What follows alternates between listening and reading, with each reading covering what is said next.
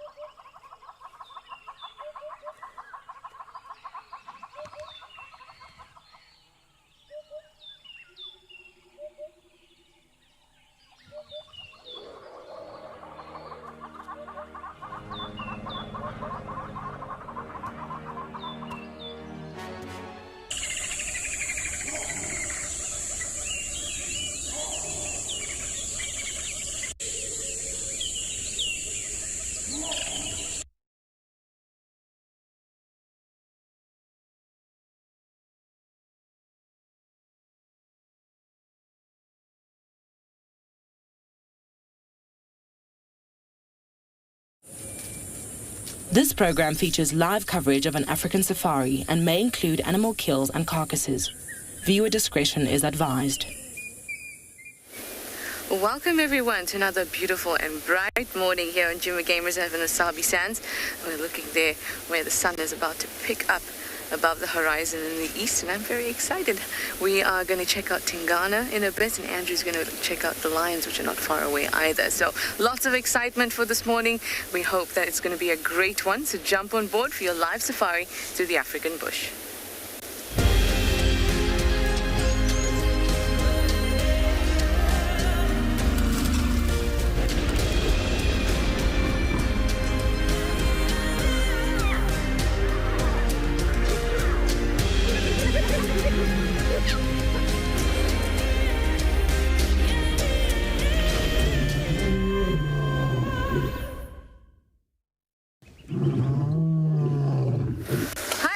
It's me, Charlotte. I've got Morgan on camera with me, and we have a bit of a rolling start because I want to go and see if Tingana is still there at the civet kill that he has. He seems to like civets, but we'll discuss more about that when we find him. He's quite into the block near Aubrey's Road, so we're going to have a go. Nobody else has checked on him this morning, so we'll be the first. Maybe we'll get some alone time with him. Now, this is your live safari, so use that hashtag WildEarth to talk to us. You can also use @FC on the YouTube chat stream. You can also go to our website and register and use our questions and comments box. If you're under 18, please use kids' questions at WildEarth.tv. We'd love to hear from all of you. Now, the lions have been around too, and Andrew is out looking for them. So it promises to be a cat morning. And a civety morning. Now it's about 17 degrees Celsius, 63 degrees Fahrenheit. It's nice and warm, or warmer this morning than usual, which is lovely.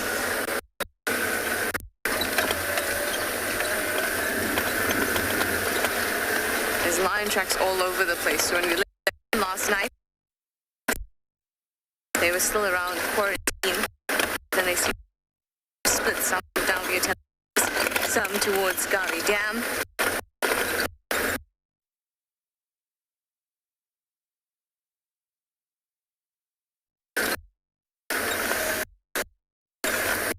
So I think we will be, and they've been calling, so I think we'll be lucky with finding them. Now, Tswalu will also be joining us a little bit later. And speaking of our other locations, how about you go and have a look at the weather at different locations.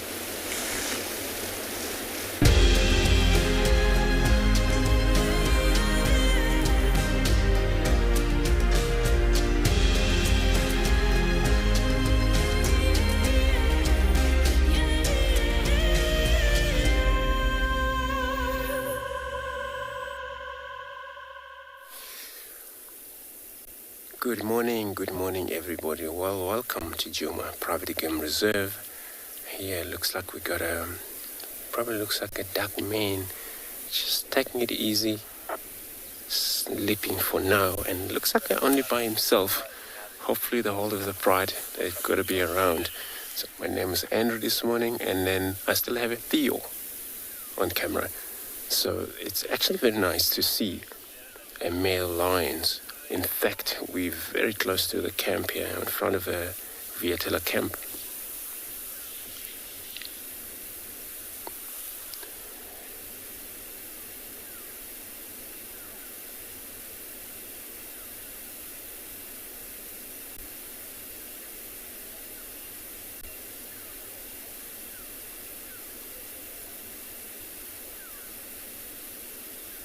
Not sure, it's probably don't have a pride at the moment, but I don't think they're far away. And remember, they're still in Djuma, so they haven't yet moved out of this area.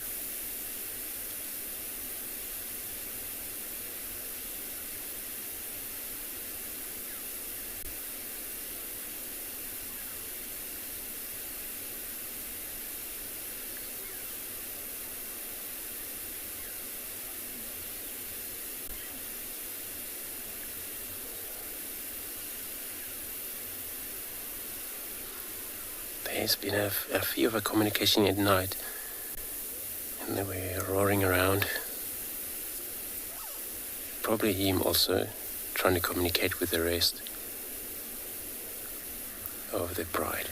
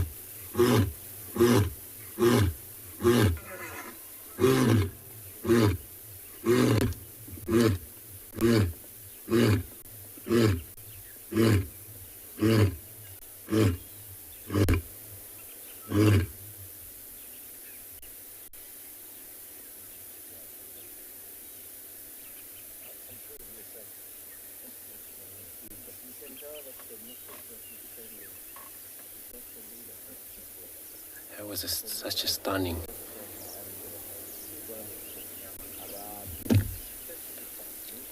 Such a stunning audio we can hear from him, and he's still actually communicating, yeah, but maybe there's no response from the rest of the pride, or he maybe know where they are.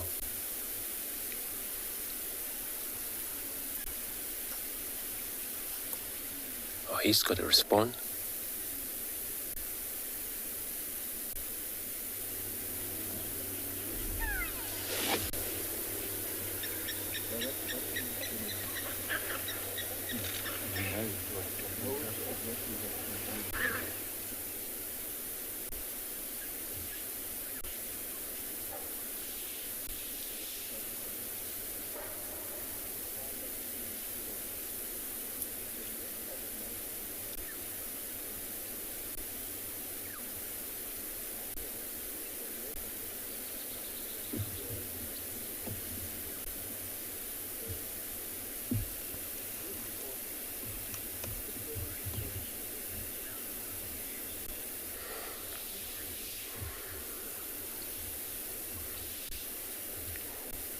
So, Safari Kitty, you're saying that sound go through our souls.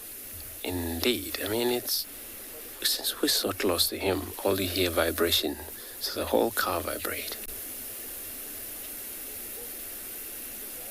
So that it was such a stunning roar.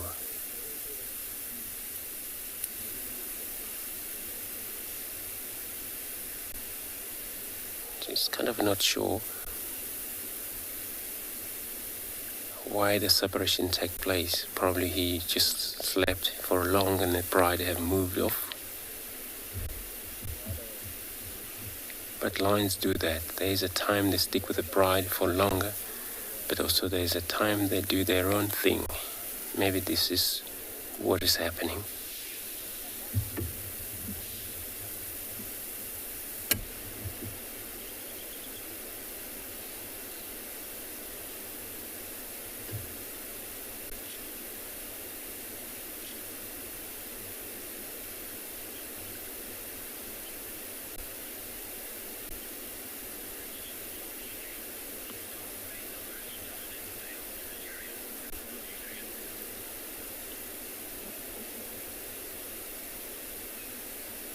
So Adrian, you asking the dark mane is only dominant a male in the area. So he's a dominant male amongst the two other members of Avoca, but also surrounding area here, since there are only 3 of them, and the other one now that are dominating in this area.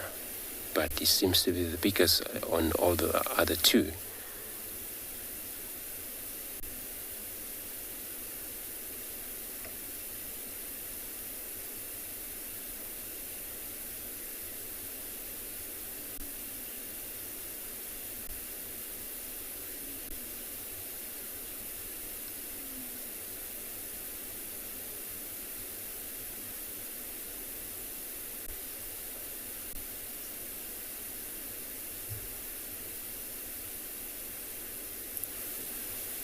He's always keeping getting audio, probably from the other bride, Talamati bride.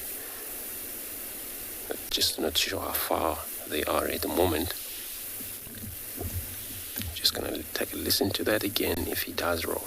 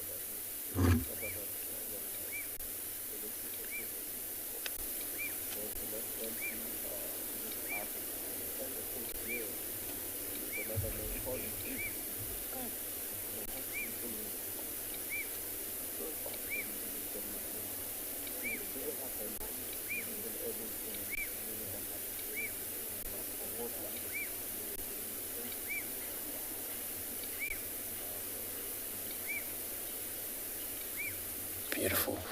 So it seems the sound is coming from the north,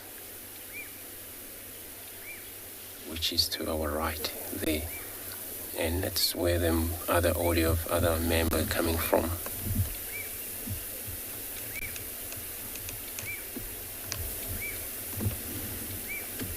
When you want to, they may walk into this direction, or you may walk towards them.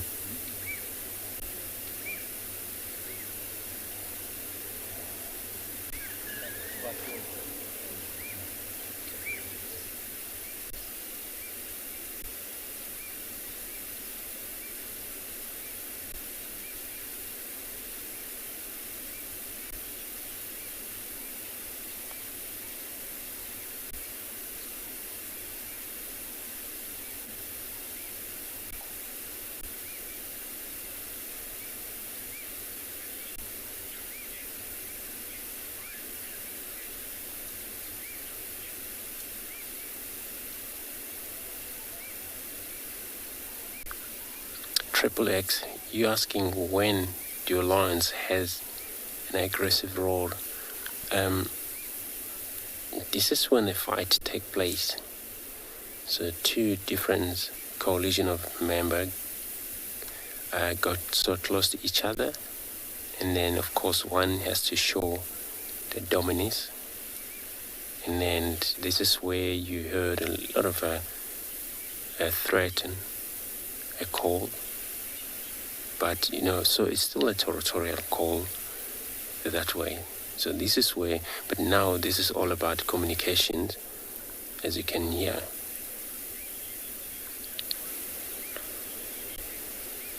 So you just call and take it easy. We're just gonna stay here.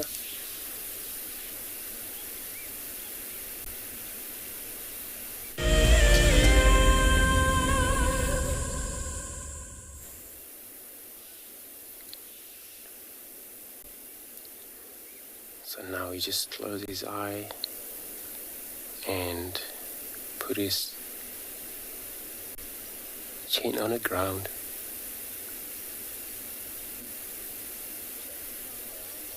But he's still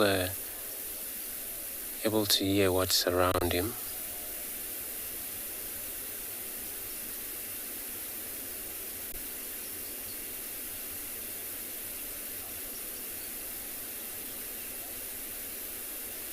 Oops. Opens his eyes.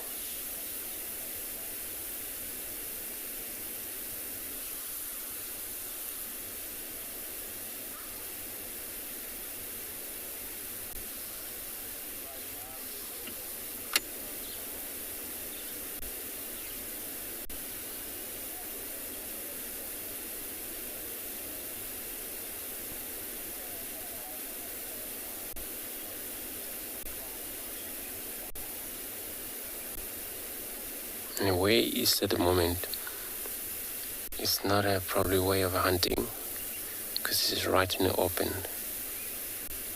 When they hunt, they won't roar a lot. But when the other members are hunting, then also they won't communicate very regularly.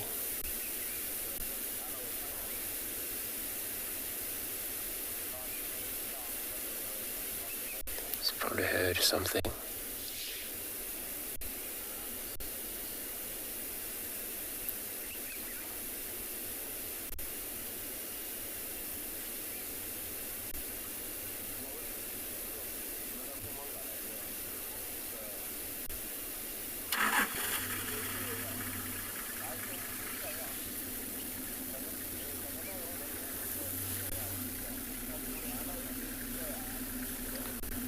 So he's still looking around. He may be going to roar again while we're here.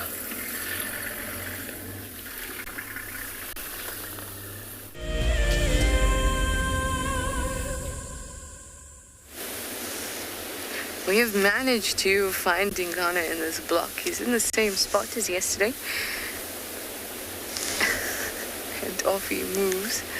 I think we can still see a little bit of him as he takes that turn.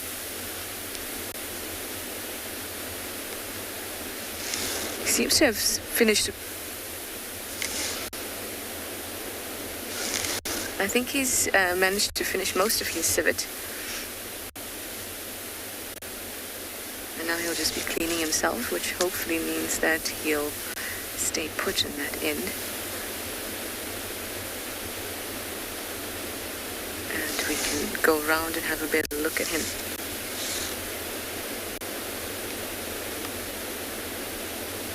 It's a beautiful jackalberry that he's chosen to not hoist his civet into. But he ate at the bottom of the jackalberry, which is very smart because in case something comes along, he can just run up the jackalberry. There's some fur, civet fur.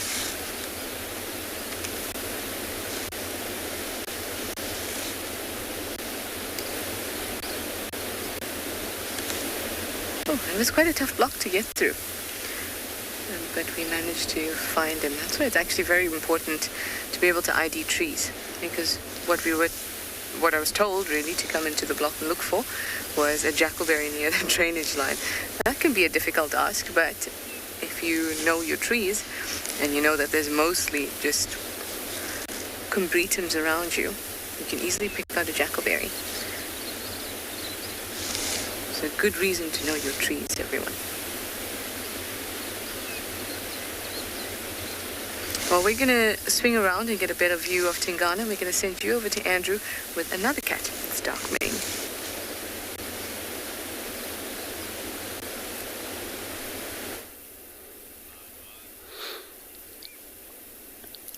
So everybody was still there with the dark mane, as you can see. Well, he has a dark mane.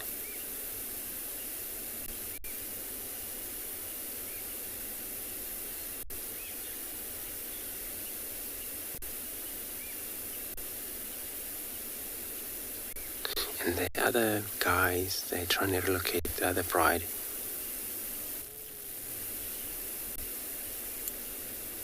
And they will let us know.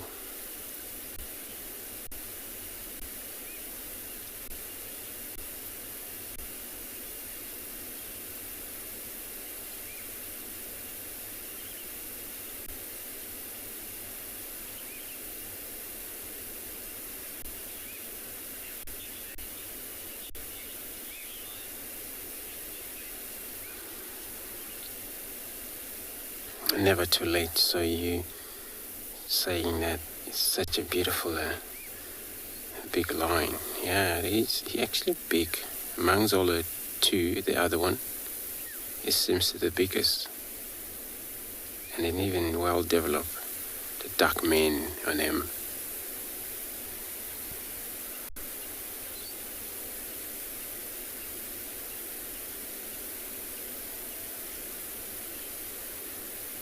It's probably just a little bit alert.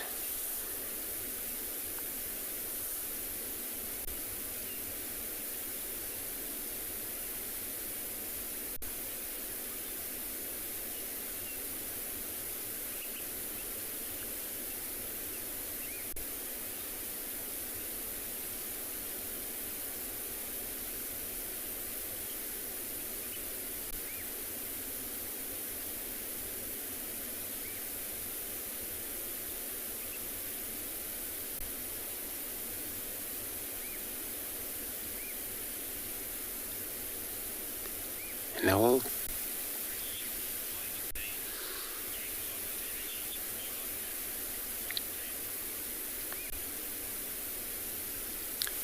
white men, so you're asking, does it take a lot of energy to roar like that? It will take a lot of energy. What we've seen there do that. And his tummy is actually, he has to suck and take a lot of air in and then blow it out. This is where the sound we hear it made out from, via that vocal box. So it does sometimes take a kind of some energy out. And more especially when they do a huge roar like we just heard. But just normal communication doesn't really take nothing.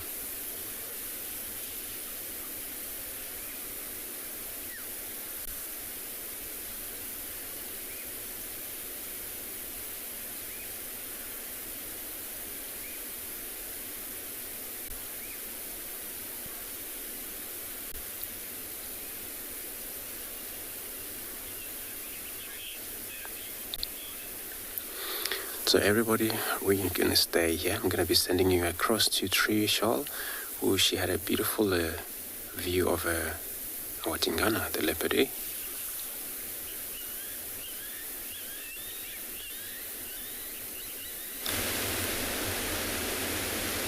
We've managed to get into a nicer spot to view Tingana. He's just cleaning up his paws after what I'm sure was quite a smelly meal, but a meal nonetheless. I suppose when you're going to eat a civet, you've got to do it pretty quickly. You can't let it sit and rot too much, because then it really has quite a pungent smell.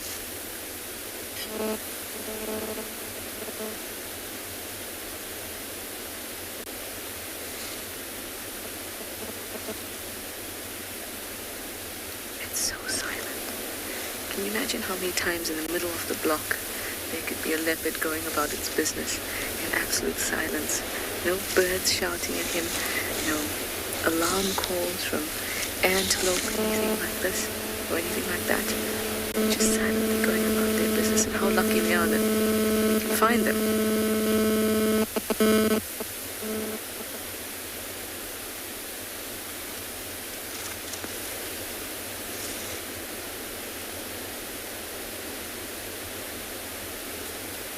Very, very cute. And he's quite a large leopard, as you know. Very large leopard.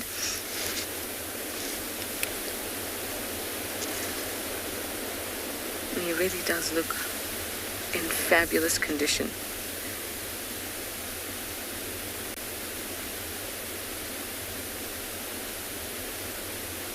I remember him when I just started here.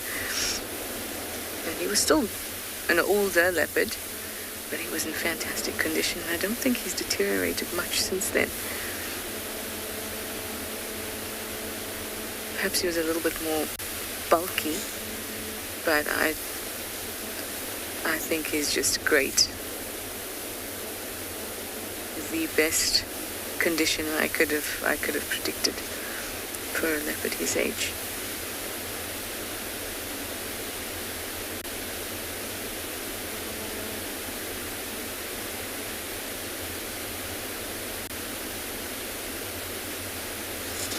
Hi, White Mane.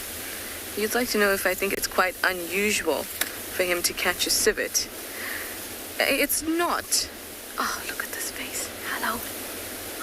It's not unusual, and it's not something that he hasn't done before.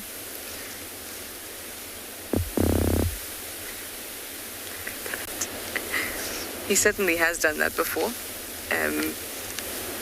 It's just not typically what animals will catch, or what predators will catch, because it's got that anal gland, and it's obviously not a pleasant smell.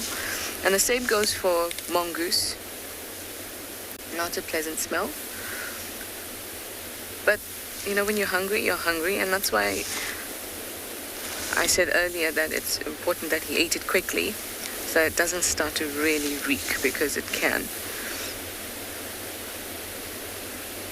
The civets have such a pungent smell, and it just sticks around a lot.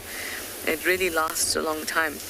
And I think I don't think it's used in perfumes anymore, but the component in their spray called civetone was used as like a preserver in perfumes to hold scent, because it could do it for such a long time. It's likely that he wouldn't eat, the gland, because that would just be terrible. But then we're just making an assumption based on how we find that civet to be, quite smelly.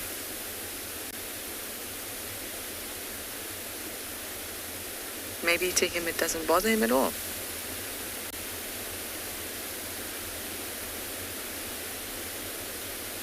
But it is interesting, and I haven't seen too many other leopards do it, but then I only know a handful that are here.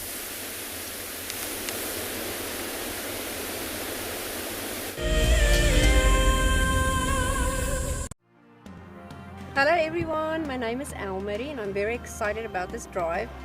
My husband Kleinhan bought me this Ticket to Dream for my birthday as a present because he knows I watch WildEarth all the time. I couldn't be more happy. I've never had such a great present in my life before. If you want to go on safari with a WildEarth guide whilst honing your bush knowledge and of course featuring in one of our shows, then head over to our website. Okay, my favorite part about WildEarth is the characters, and then of course I love the bush and I love Africa, and just the fact that I can follow every day, that's one of my favorite things. Sign up to be a WildEarth explorer and you could be making your first ever on-screen appearance. Being on a live drive on WildEarth is really great because you can actually now smell the bush, see the animals in real life. You have to really make a plan and just do it.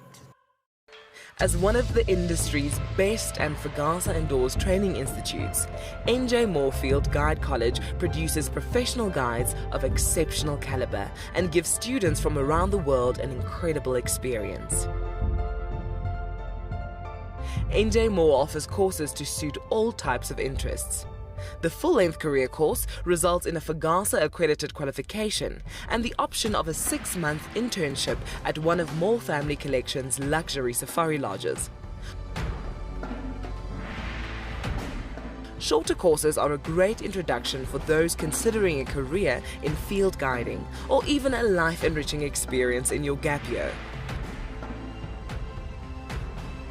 With spaces still available in July, don't miss out on this fantastic opportunity to live your African dream.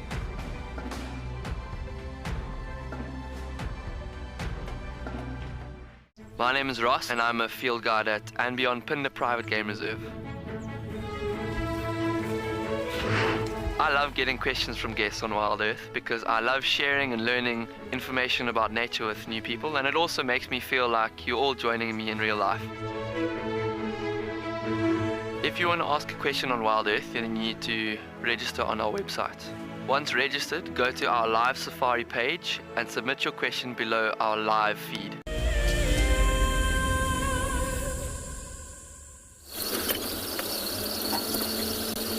So everybody, what I'm trying to now get a better view here. This is the view that we couldn't have or get when we came in because it was 2 other vehicles here. Isn't shared, but the sun is gonna come through there if it doesn't move because it's rising up.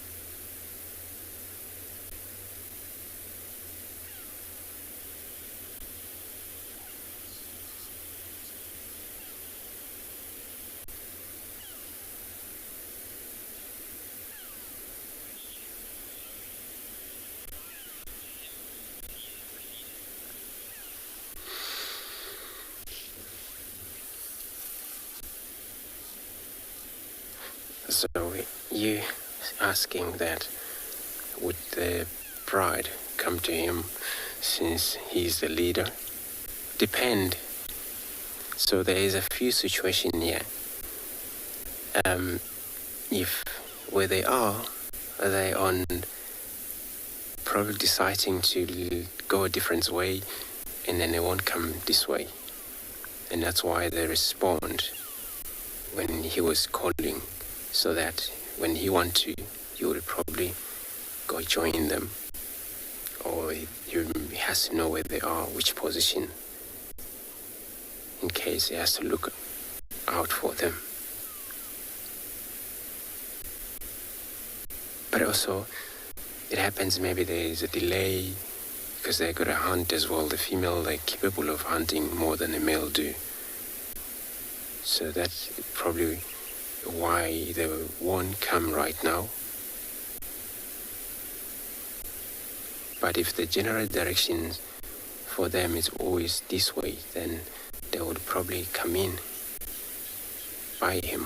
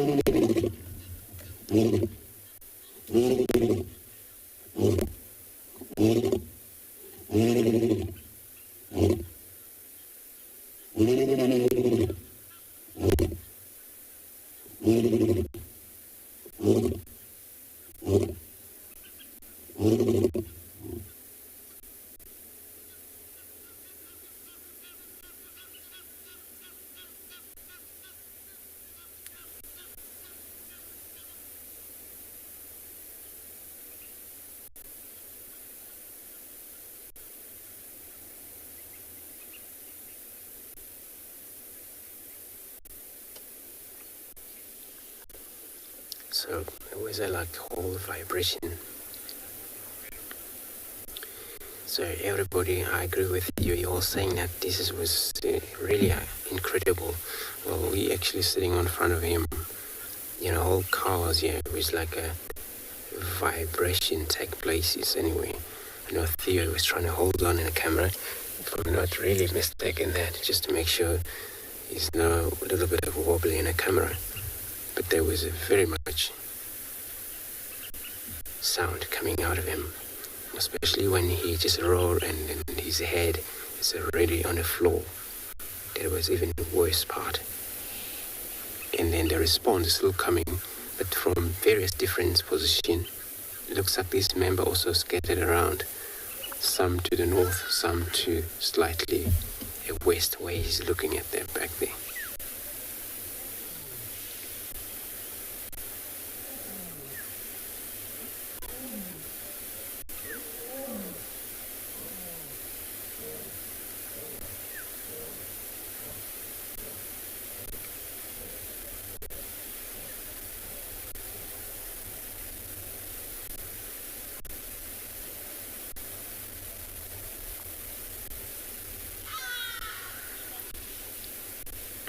So there is everybody, but you can also hear the response. And that's why now he's trying actually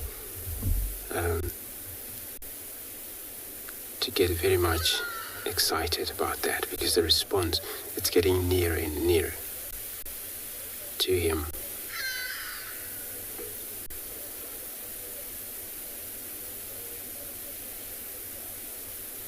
But I'm not just too sure, because he walked between the two houses here when it was dark towards the western side. We are right on the western side of Gari Dam, everybody. So the other member calling towards the direction of Galago shortcut to the west of Djuma itself.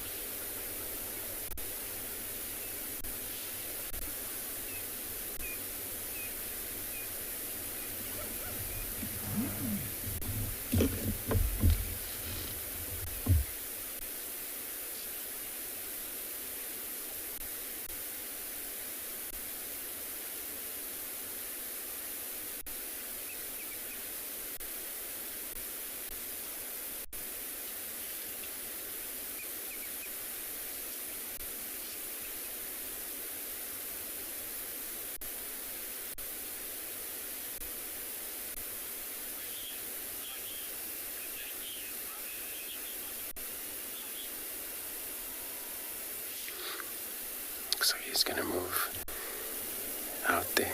So, Connie, you asking that his brother that is calling. What I hear, it looks like it's another female back there that was calling, responding. So he's going to walk again. And then what we're going to do, we're going to try go around quarantine. He's probably going to pop out there.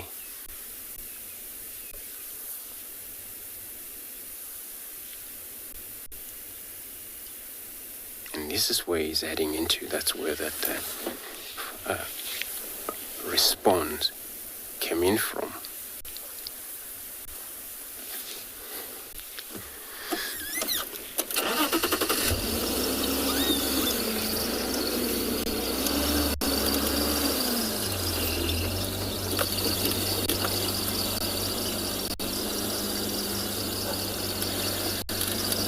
Okay, I'm gonna go around. Hope he's gonna come to the other side of quarantine.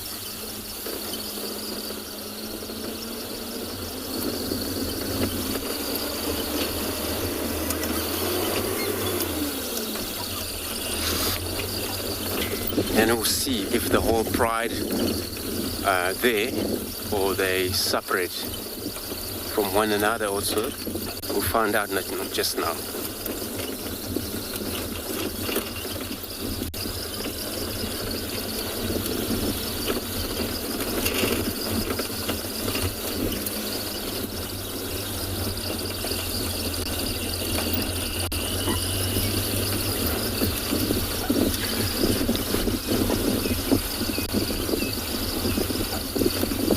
Well, it's going to be pretty warm, and it's already sunny here, but I doubt they'll move too far away.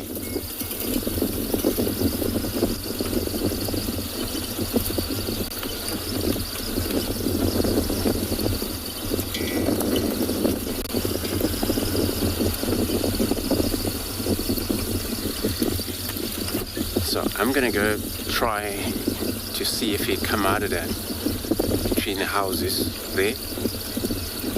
Hope there's no movement.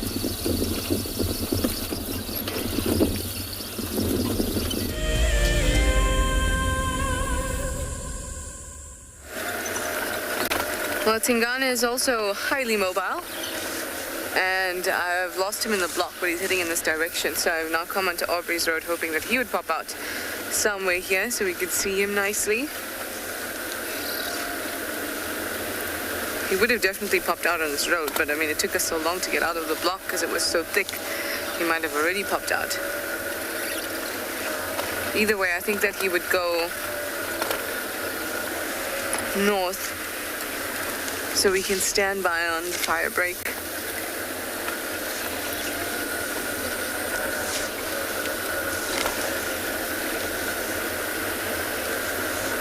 Come on, Tingana.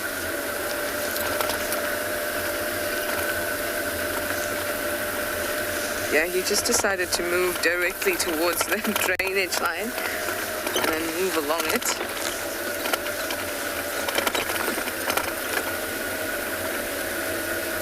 This is where I'd predict he would pop out, around this area. It's just not very clear, so we can't see for really any distance.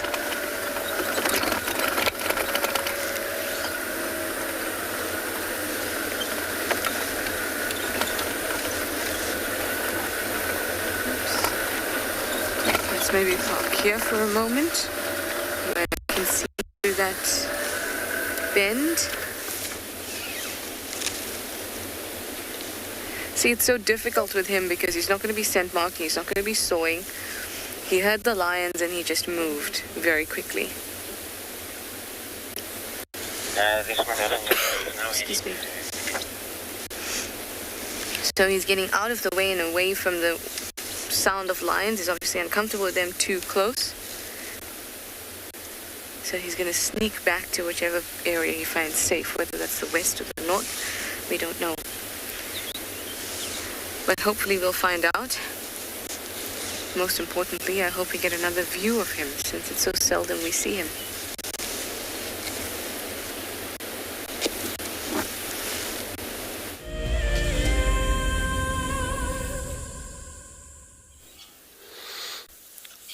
So everybody, we find him again. He's still on the road.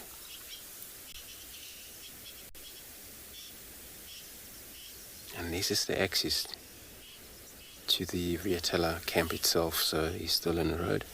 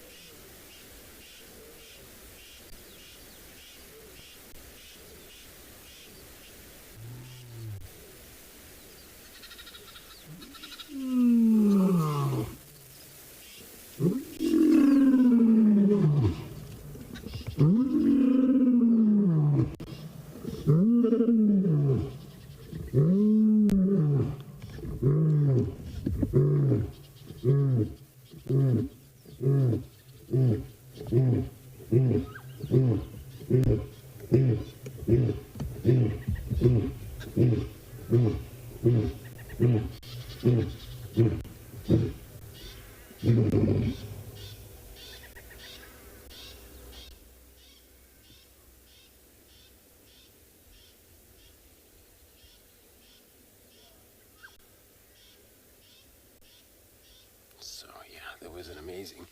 So he's kept moving west, and then we keep hearing audio from the other members, so we're going to stick with them.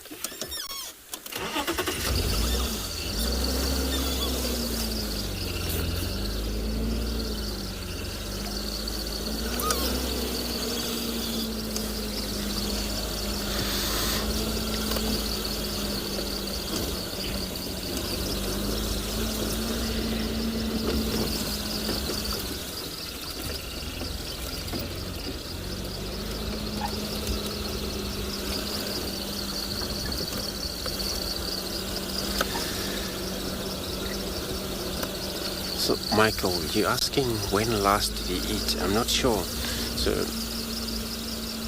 a week ago, when they came into the area, his tummy was pretty much expanded, and I think that was probably still from that giraffe they had up in the west.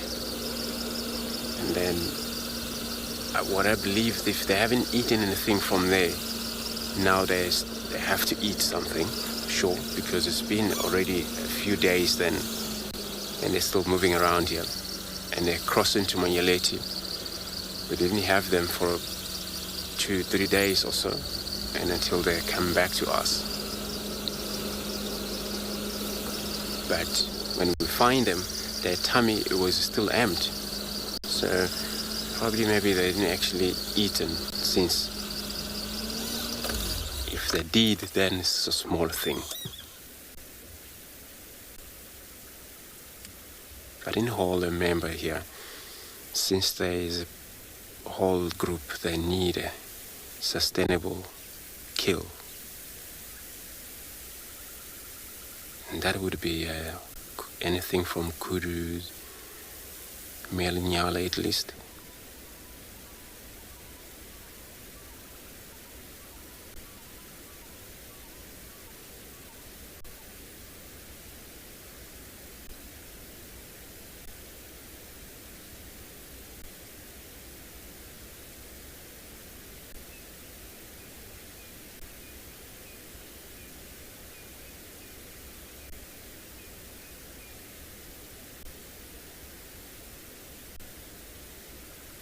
And those type of zebras, wildebeest, that will be very much sustainable meat.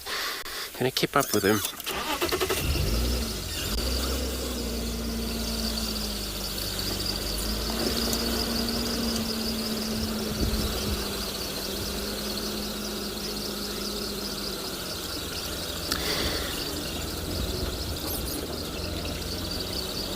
Denise, so you're saying that you really like to know what the dark man is saying, or the way he's going. He's going in the direction of the audio of the other member. So also I want to really find out how many of them there and what they're doing.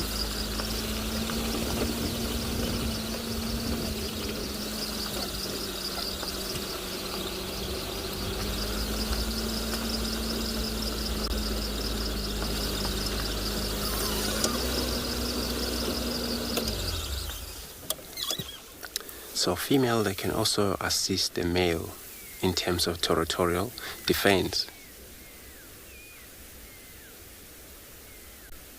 And then it will stand and fight off the intruders, which is maybe new males arrival into the area.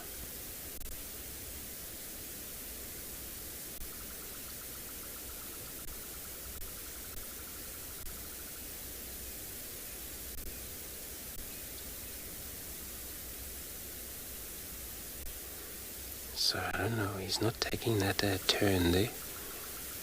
Maybe still heading, I hope he's still heading in a good direction.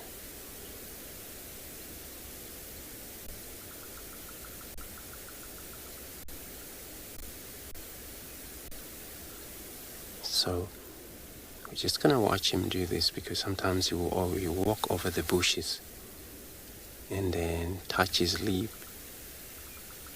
His face against the bushes is all about the scent mark, or what you see there. Spray the urine.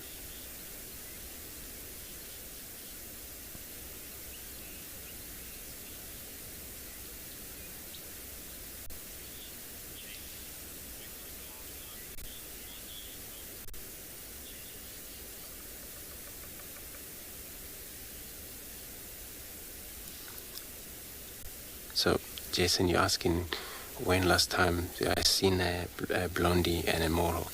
So, it's been a while. I haven't seen them for a while, actually. But they gotta be all fine there.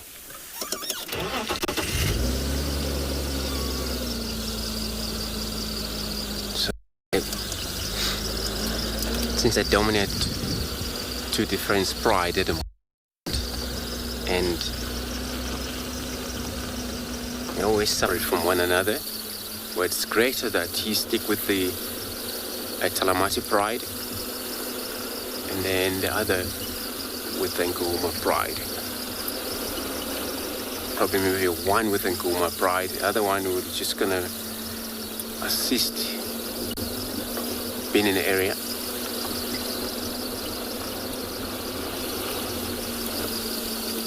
They do better work in coalition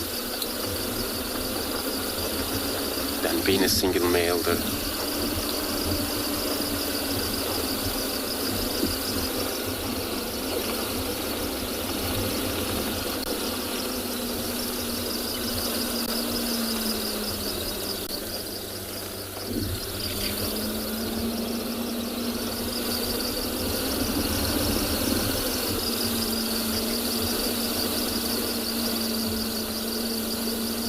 So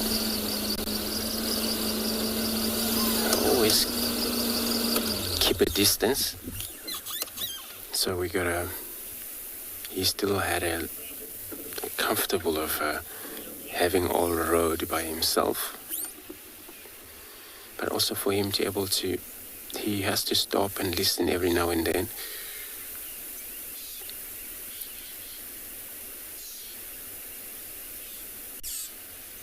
But hearing audio from the other member, they can always even draw the measure of how far the audio is coming from. So we're going to stick with them.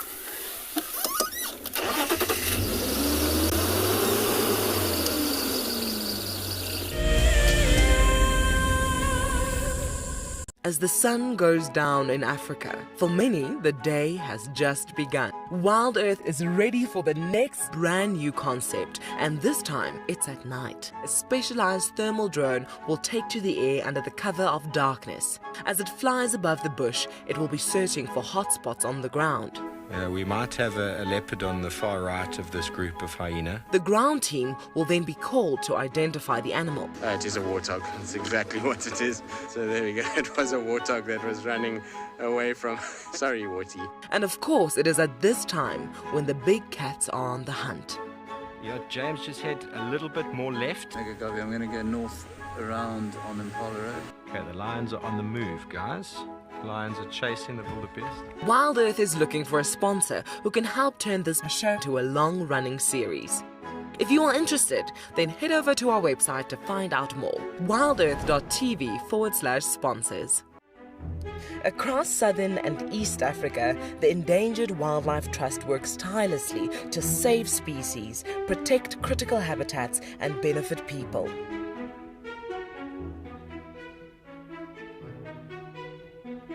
Join the EWT in returning wildlife to the wild. Go to ewt.org.za to find out more and follow our socials to see how you can get involved. Protecting forever, together. I love being a cam-op for WildEarth. The animals coming right up close to you, especially like lions. Sometimes you get nervous, but you have to go with the flow. My favorite animal to film is the elephant because of how big it is. But when it's really up close to you, it's one animal that you would say, I really respect you.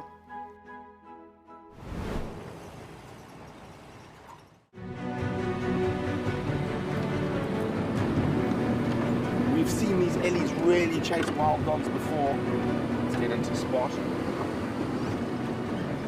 There we go, there it comes. Look at that, isn't that amazing?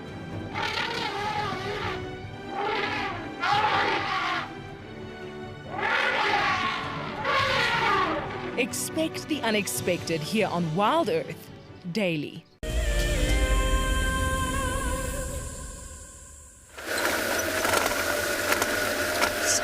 Still looking for Tingana. So that civet, the civet kill, there was literally not much at all. Maybe some bones, all the skin on the fluff was off, or the fur was off. I think we were very lucky in the first place to have seen him at that moment, because he was pretty much done with his kill. He was just licking himself, and as soon as he heard the lions, he's like, I'm getting out of here. And he moves straight into that drainage. So we're going to be lucky if we see him again.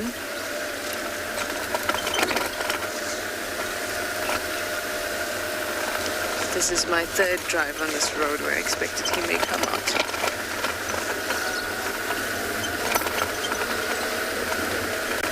Up, down, and up again.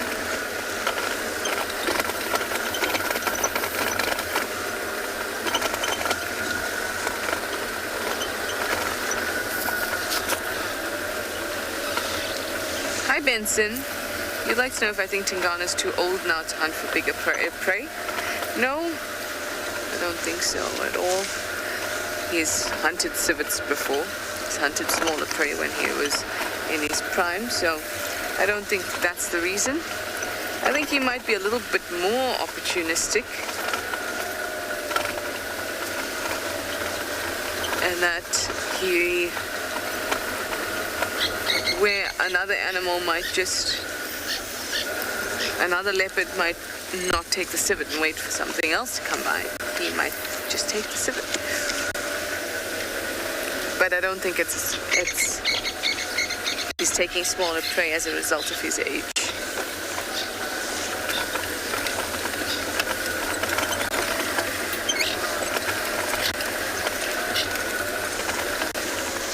Taking larger prey might attract other predators and maybe alert other leopards to his presence, which is something that he doesn't really want, particularly not other male leopards, because he's not scent marking, he's not territorial. He doesn't need anybody to know where he is or what he's doing.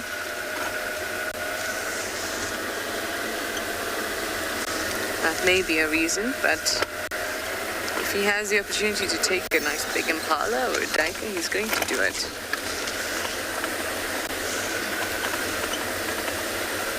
Like I did say to you, he's been seen eating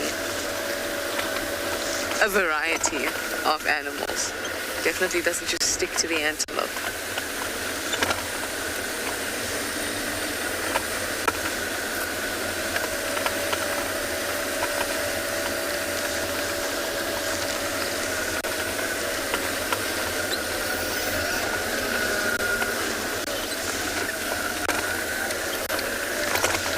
This is gonna go shortcut.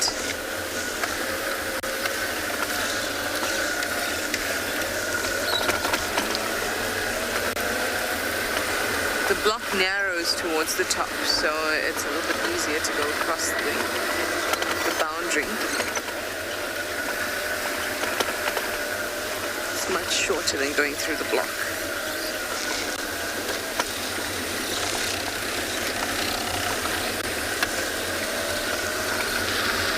Question is, will he go north or will he go west? I don't know, but... Ooh.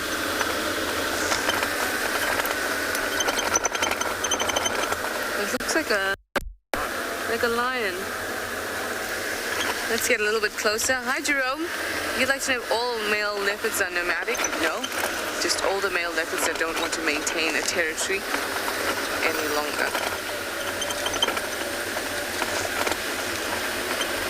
Looks like a lion.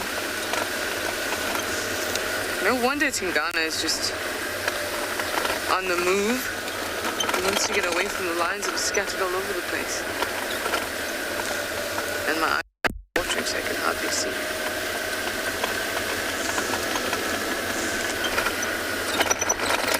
This is quite a fortunate morning.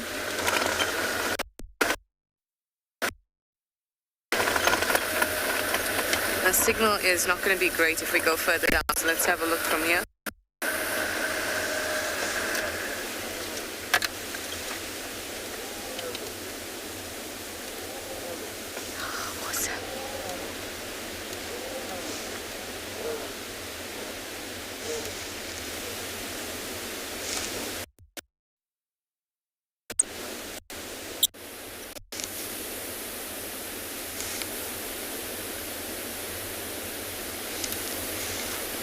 Perfect timing to hear that roar. That is awesome. All right, let me send you back over to Andrew, who is with Dark Main.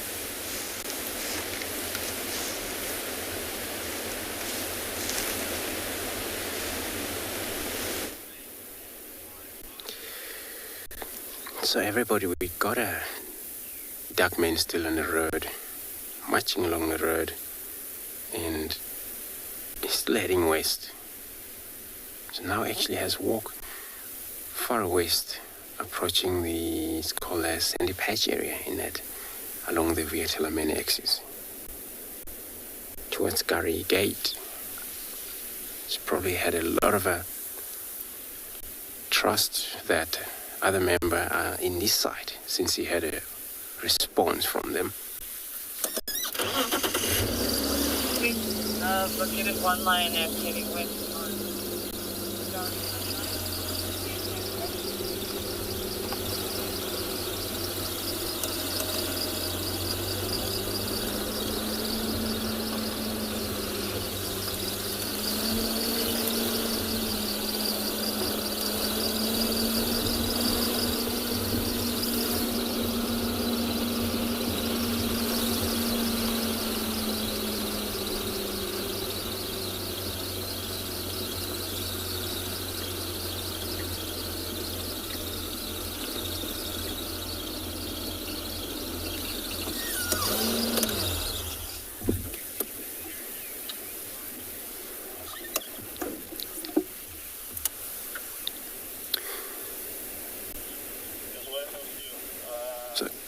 Asking with his injury,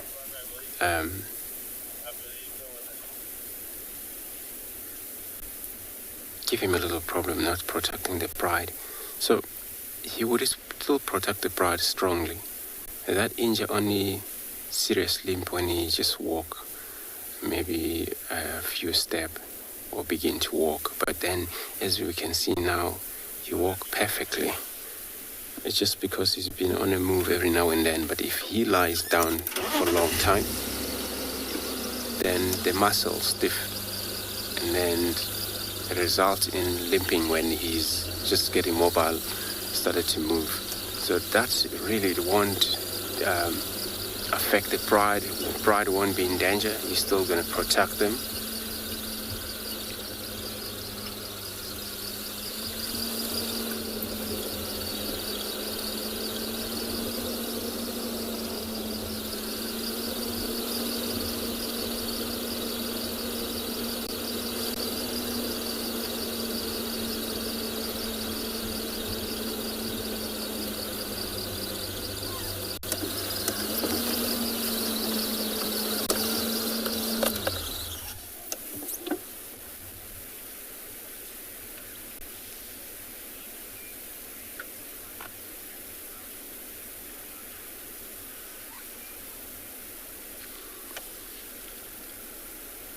Skolani, you asking why the pride are so scattered about. That could have happened maybe when they were on a hunt, and then finally is a separation take place from there when they aren't actually able to join one another.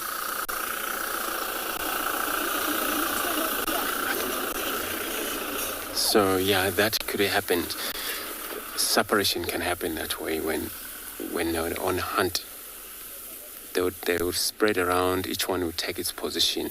But after a chase for long distance, and then of course finally they need to reunite again, miscommunications, and then the separation may take actually another few hours for them to reunite again. So that's probably what happened.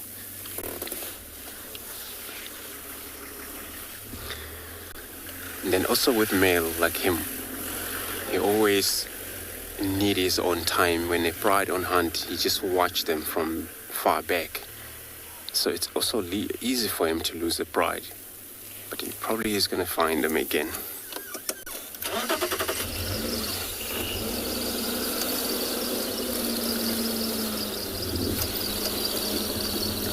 So we're going to follow him. He's heading into one of the small open area. Let's go to Tree Shoal.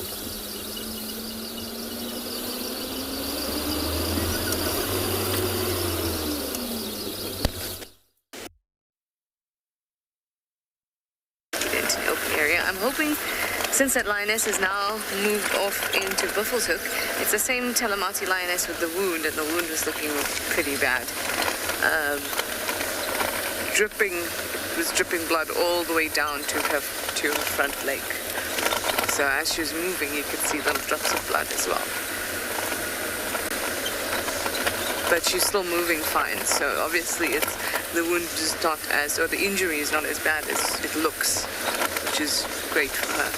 But I'm hoping that since she's moved off now, Tingana might show himself. So one more time down this road, and then we're going to move on and look for other treats in the bush.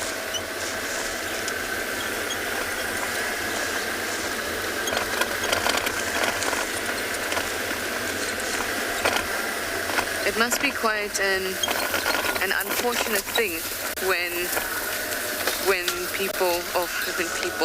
when you have leopards and the leopards have a whole lot of lions around there,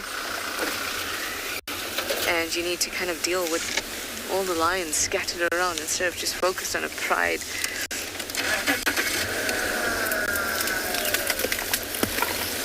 At least with the pride you can work out a way to get around them. But if they're scattered and they're all calling, it just kind of, I'm sure it'll feel like you can't get away. I remember being on bushwalk, and a similar thing was happening with elephants. There were just elephants all over the place, and no matter where we turned, there were elephants there. It just felt like there were elephants all over the place. We couldn't really walk anywhere. And eventually we found a gap to get through. Slender mongoose.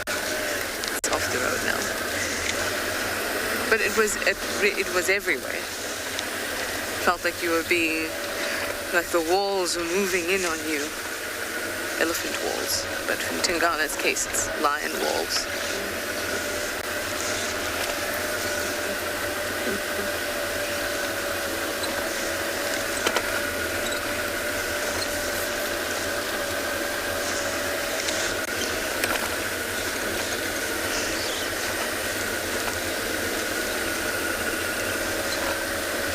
Hi Amanda, you'd like to know if it's easier to be nomadic or to defend a territory? That's if we're just talking about effort or energy expenditure, it's easier to be nomadic. But if you're nomadic, you are, firstly, you don't have a territory, so you're not going to be mating as much. And you don't have a piece of land or you don't have your own piece of resource that you'll be defending.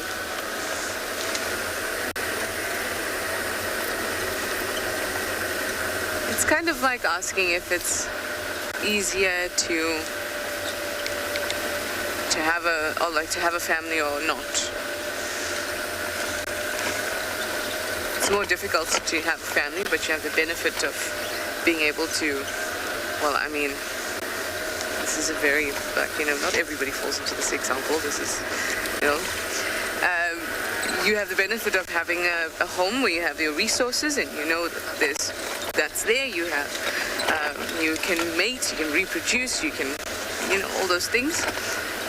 And if you're, say you don't have a family and you're always moving around, you don't have that home base. You may not be very familiar with the other animals that you're mating with. So it's pros and cons. But the main thing in biology, in the biology of an animal, is the ability to reproduce and protect the cubs that they have.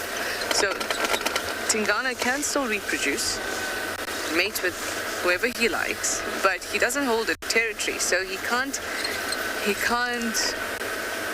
protect the cubs from other males if he has cubs. So then his genetic line becomes dead. Because another male can come in and kill his cubs because he can't defend that territory. And that's problematic because the whole point is wanting your own genes to be the ones that are pushed forward. But in terms of just energy expenditure, being nomadic is easier because you don't have to defend your territory. You don't have to go around on territorial patrols. So from that perspective, it is easier. But it's a kind of natural flow from being territorial into being nomadic, and it's kind of when things are quietening down. It's an interesting discussion, though.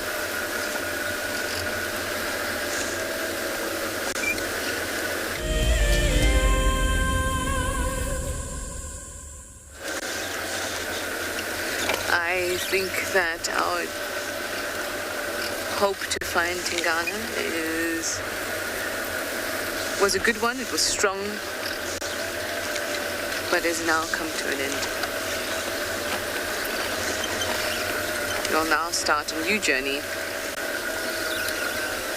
one that starts in Impala Road.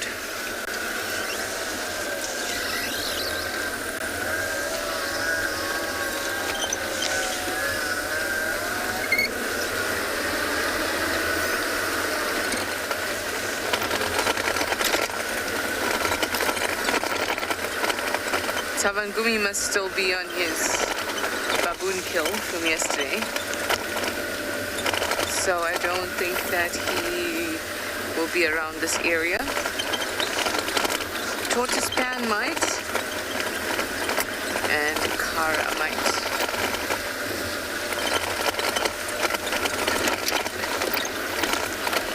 But I mean, I've seen a leopard and a lion this morning, so I'm pretty happy. Seems like there might be a sighting there. So we're going to reverse safari back to Aubrey's Road.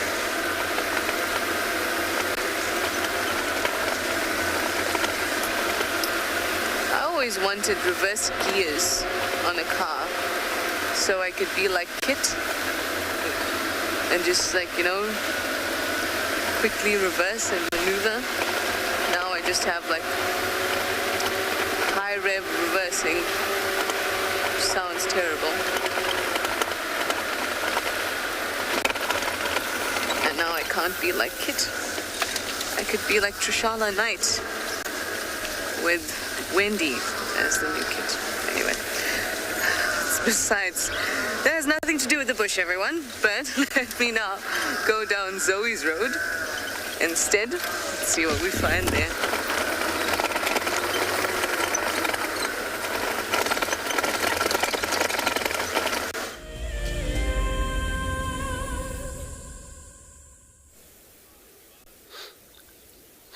So everybody, we have followed him, but now he just went stationary. Impala Road, but he's still looking west, and if he actually going to move from this position headed west still, then he's going to be crossing over to the west, where that would be that direction of Aratuza area.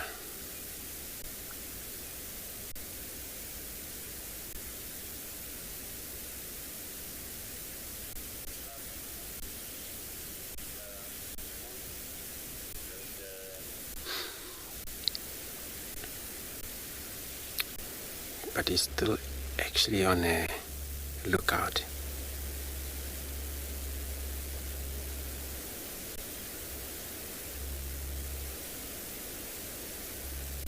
for his member.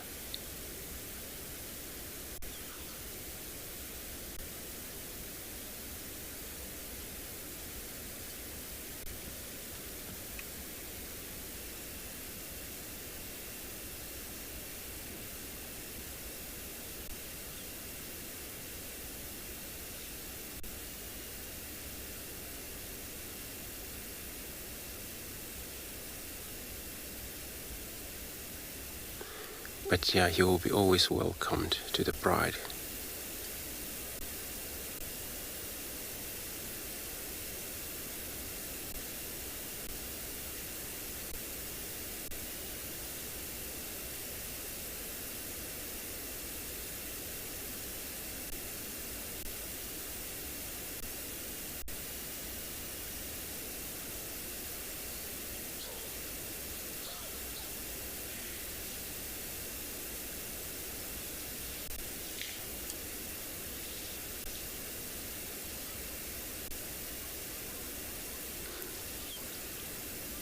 So there's one of the drainage line here where we failed to follow up on the tortoise Spain male yesterday, but I don't think if he head there in that direction we're going to lose him, because he's bigger in size, so he'll always be visible for us, because he's looking pretty much into that area still. Maybe that's where the other members are.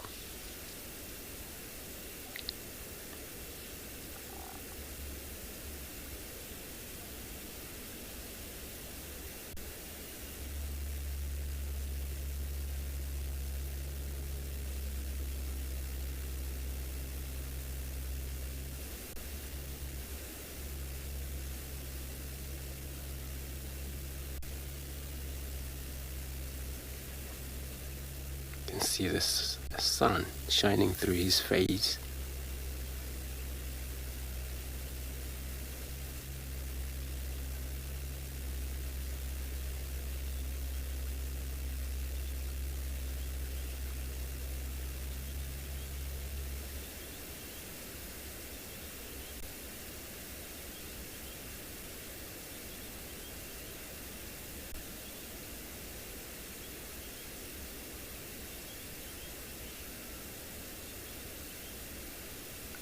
And then also hearing, it's phenomenal in cats. You want it to move now, but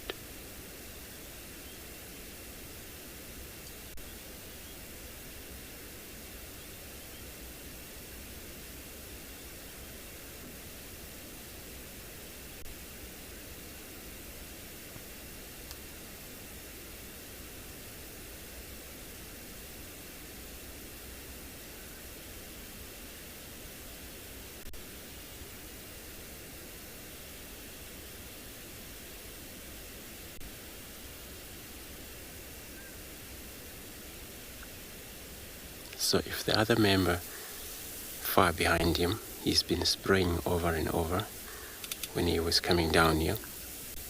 They will pick that up, and then they will probably gonna follow their trail, possibly where he walked through grasses.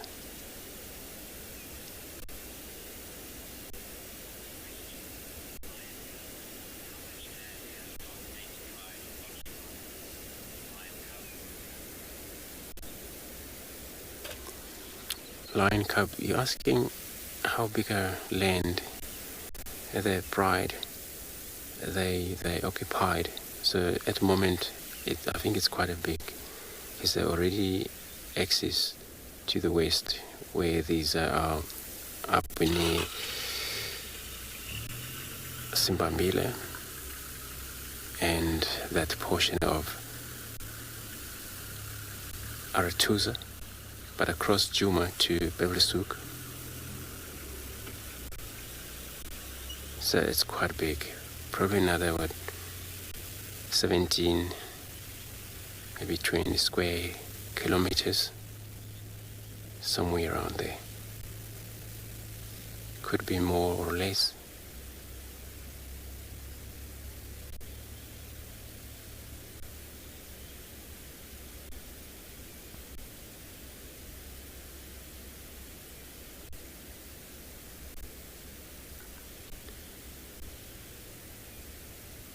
But also on the radio communication, one of the guys actually say that there's audio of a lion. It's actually pretty much near Kruger National Park boundary, that area.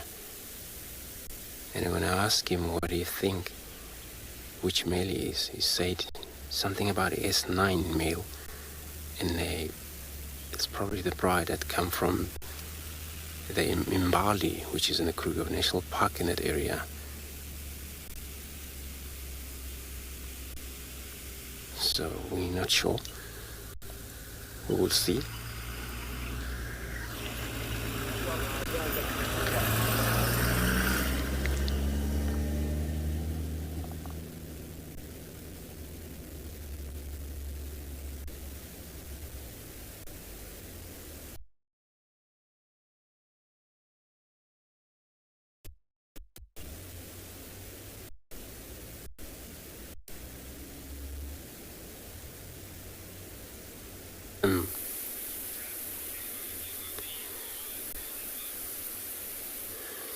So we're going to stay put here. Hopefully you're going to contact again.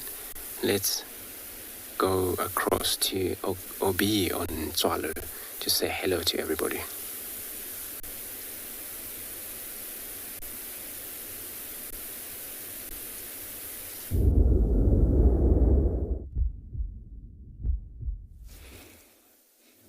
Good morning, everybody, and welcome to Tswalu Kalahari. Another very beautiful morning today. Unlike yesterday with the winds, today it actually seems like the winds have subsided, and we are here at Tsukuru Dam, just checking up on our shell duck and our little ducklings.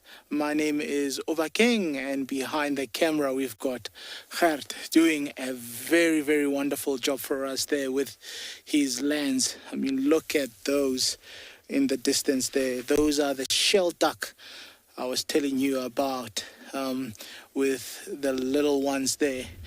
I've been just talking to Gert about how many of those youngsters there are, and it looks like we've counted 10.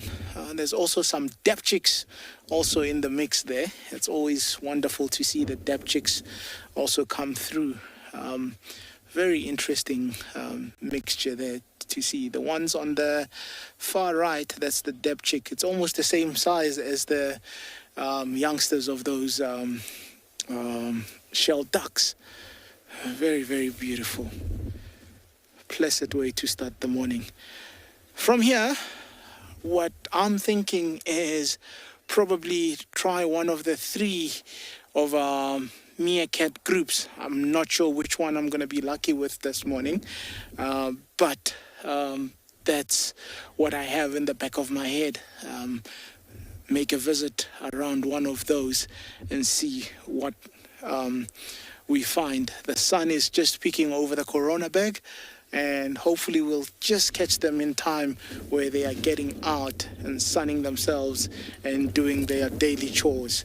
So maybe from here, let's go straight there and find out what they are doing and what their Tuesday looks like.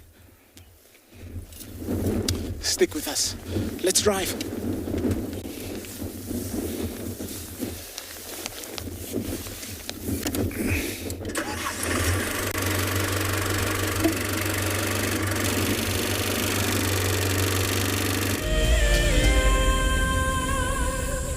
The annual Safari Guide of the Year competition aims to create awareness for those men and women who dedicate their lives to tourism and wildlife. This year's event will be held at Marataba, a breathtaking privately managed section of the Marakele National Park in South Africa's Limpopo province. In celebration of this, WildEarth and Marataba Luxury Lodges are offering all explorers a chance to win a 3-night stay at Marataba Safari Lodge for you and a friend. In addition to a spectacular land-based safari, Marataba Luxury Lodges offer an opportunity for guests to cruise peacefully along the Matlabas River, watching the animals as they drink and wallow. The lodge offers you a chance to lie by the pool or enjoy a spa treatment, and one night could be spent sleeping out under the stars in a luxurious treehouse. Sign up to be a WildEarth explorer before the 30th of June, and it could be you heading off on a long-awaited getaway. WildEarth Explorers, it's in your nature. As one of the industry's best and FAGASA-endorsed training institutes, NJ Moorfield Guide College produces professional guides of exceptional caliber and gives students from around the world an incredible experience. NJ Moore offers courses to suit all types of interests. The full-length career course results in a FAGASA-accredited qualification and the option of a 6-month internship at one of Moore Family Collection's luxury safari lodges. Shorter courses are a great introduction for those considering a career in field guiding or even a life-enriching experience in your gap year. With spaces still available in July, don't miss out on this fantastic opportunity to live your African dream.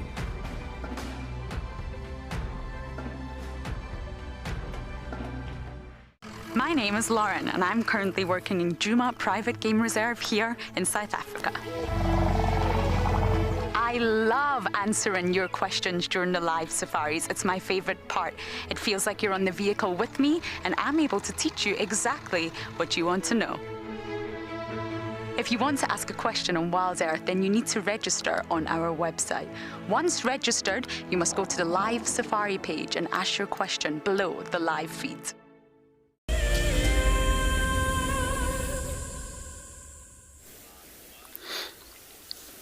So everybody, the dark man is still on move, and he's heading still west towards the Gari Gate at the moment. On a road.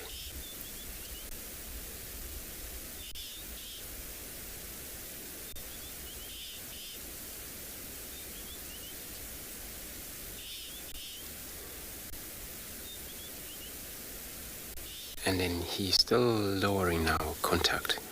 So whether he's getting close to the bride,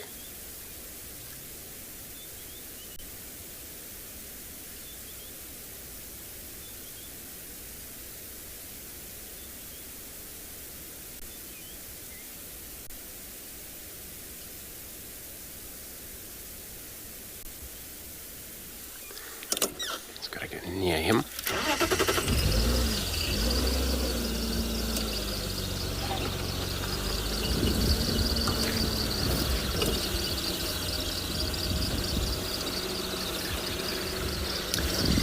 So,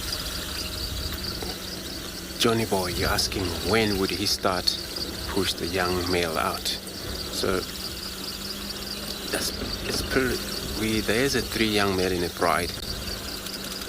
But once they're anything from 3, 4 years, and then he would push them, definitely gonna have to push them off. 3 years pretty much they're more likely to be pushed off. For them to wander around, being in nomadic, look for your own spot would be really a challenge, but as they are 3, it's a good number that they may sustain.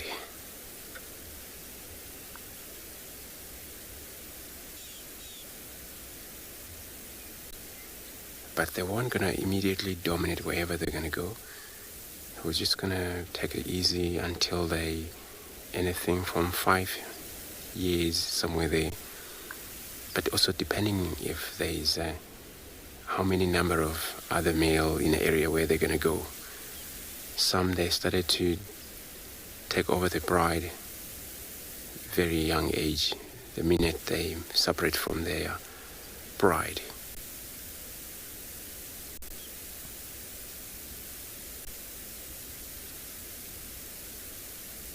In that case, their gene is still weaker because they cannot defend their own gene in that time.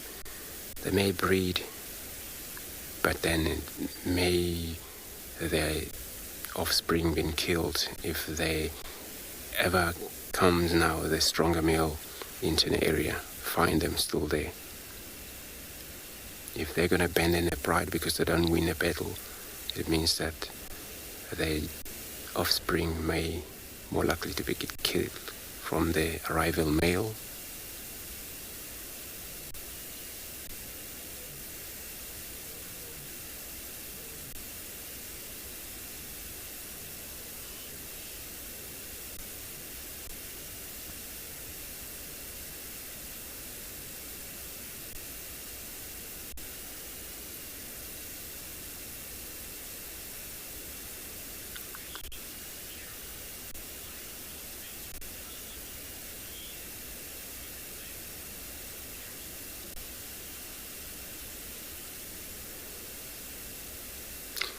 Carol, so you're asking why the duckman still stick around with the Talamati than if he's a Voca males.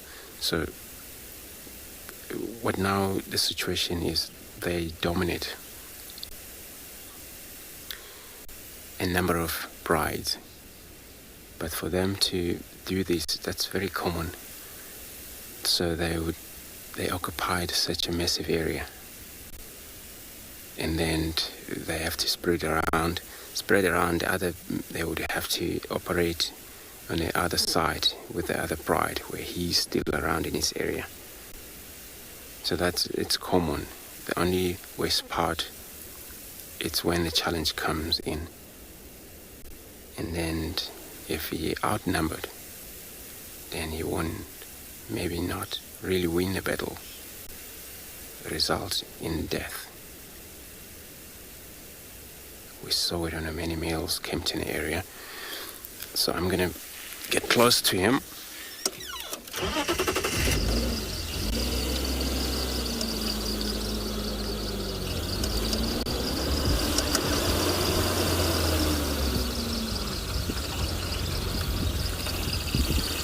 So contact or communication sound, that's what they rely on.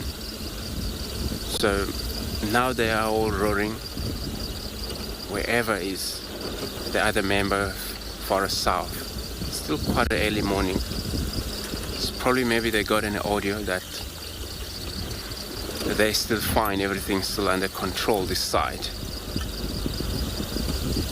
But if he ever lost the fight, then now his challenge came in.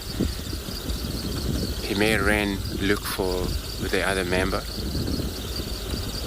And this is when things went wrong.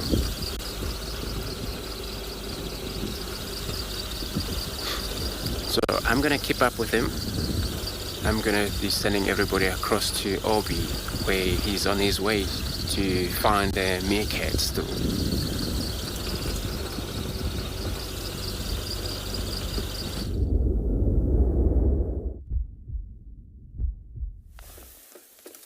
welcome back to Tswalu Kalahari. It looks like on our way to one of the Meerkat barrow systems, there's some jackals coming for a meetup there. Some black-backed jackals. Look at that. Bit of a meet and greet. Some bit of an interaction there. Some bit of grooming.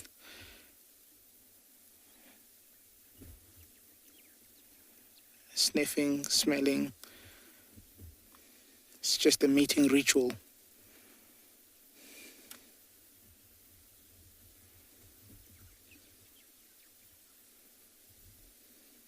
Eyeing each other.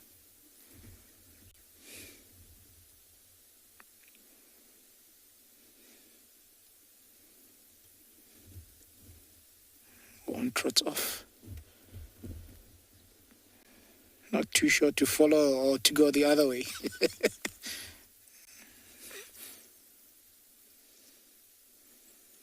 It would be interesting if we could understand the message it got from the other one. Yeah, very indecisive.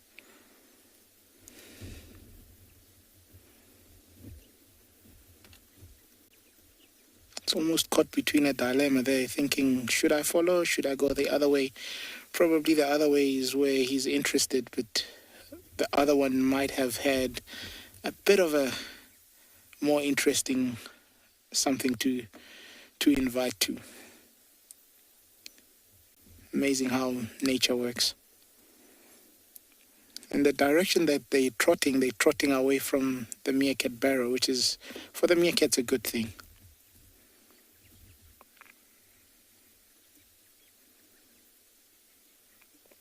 And into the distance they vanish. And there they go, into the corona bag. But we'll still carry on. We're not too far from the first barrow system that I want to go and check around and see what happened last night around there. It's starting to warm up a little bit. In the distance also, I see some gemsbok. Very faintly, you just see some movement. Actually, it's not a clear sight of them. So stick with us. We're going to continue driving. And let's see what we find.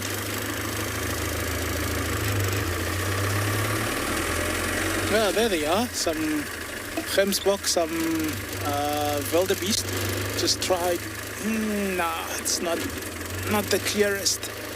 But they're moving, and there they start running. It's not the best of pictures, but you just see them in the distance there. One wildebeest, blue wildebeest in the mix. Obviously, numbers favor him, with the oryx being able to see other things that he wouldn't be able to see. So it's good to associate with them. All right, let's keep driving.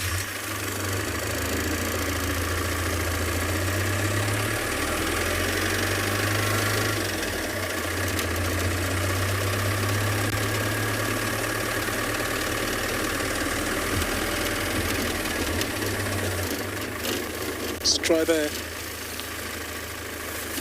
there's some Cape Glossy starling. Knew he was going to do that.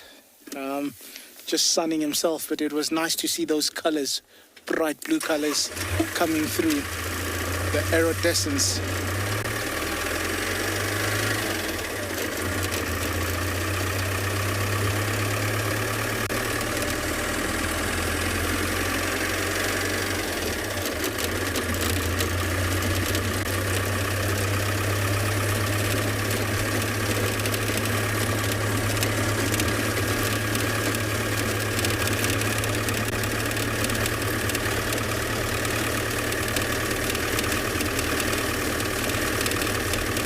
So the area we're in is just south of Tsukuru Dam, and this is where the two colonies of meerkats often collide or bump into each other, is the right way maybe of saying it. The horses and the rock stars often share this terrain, so we're going to find either of the two.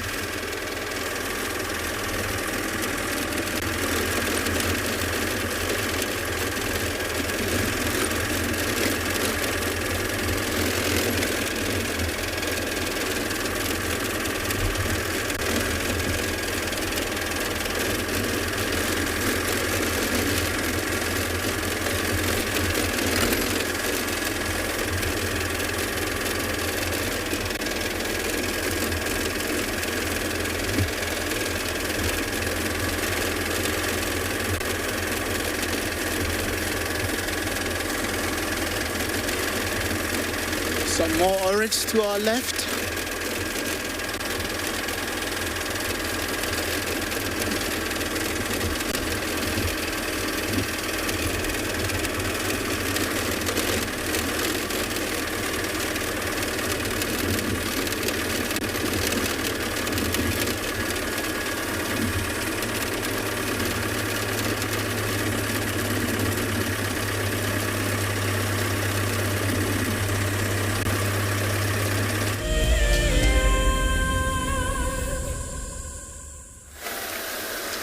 It seems like the majority of the driving that I'm doing today is to avoid vehicles.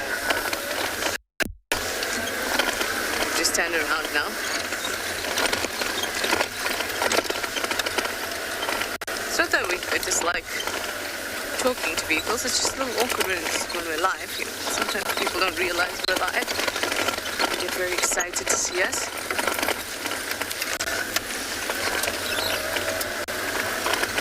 And then I feel bad to tell them, you know. So it's just best for everybody. We go separate ways when we see vehicles. Unless we're not live, then it's fine. Now, our turning around has forced us to Treehouse Dam. So that's not a bad change, I think. We didn't make it to Twin Dams again because we're trying to avoid vehicles. So now after we go Treehouse, we'll go back on the southern boundary. Go to Twin Dams as we originally planned.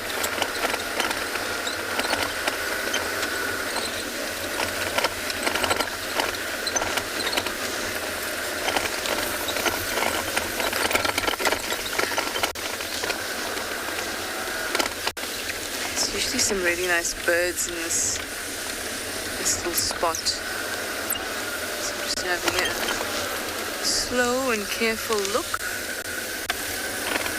Smaller birds, types I like. The tibias, waxbills.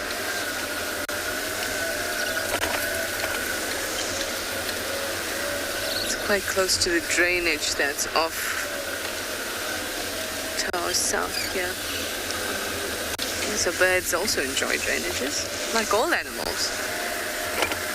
It's shady, it's cool, it's close to the water table. It's a good spot, drainages. I don't see any birds, that's okay. Let's go to Treehouse Dam and see what we find there, and then off to Twin Dams if we find nothing.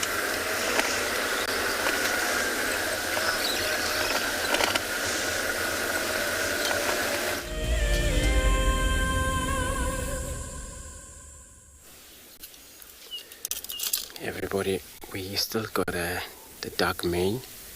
He's now looking at the Gary Gate, so he has actually walked far from Djuma camp itself. Just gonna see, because Gary Gate is also activity, people there working.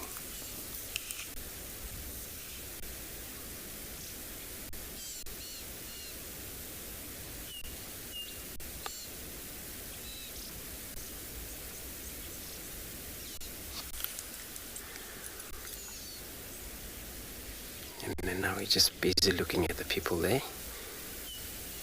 May made him delay, probably take another route.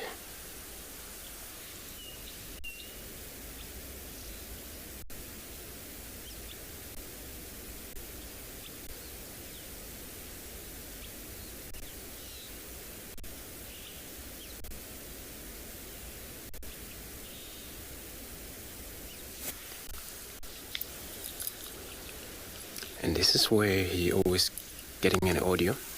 What I think the other bride, they have already crossed into Manyeleti.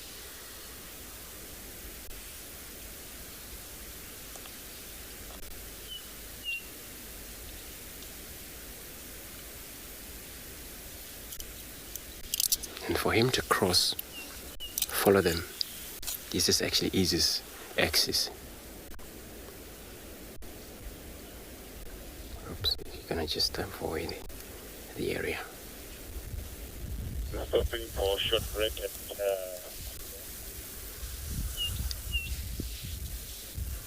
It's now cutting to the west.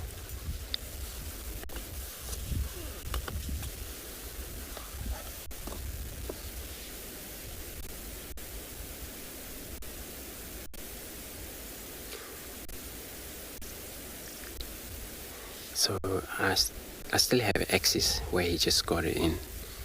We can still follow him there. Unless if he go down much deeper, we may probably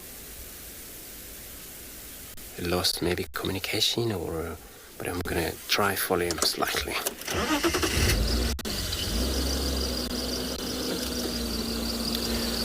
So everybody, let's head over to Obi in Tswalu.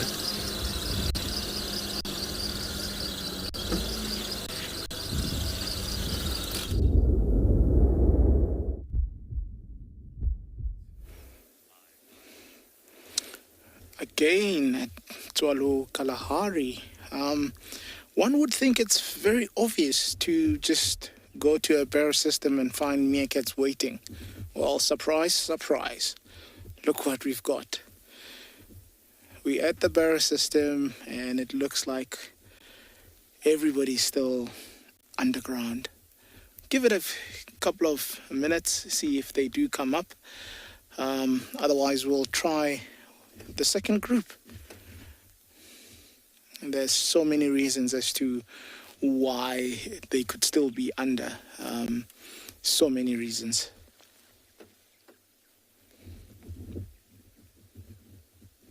So let's just give it a couple of minutes and see. The sun is quite good. Look at that. Starting to heat up. So that's exactly what they would need first thing in the morning. Nice and warm.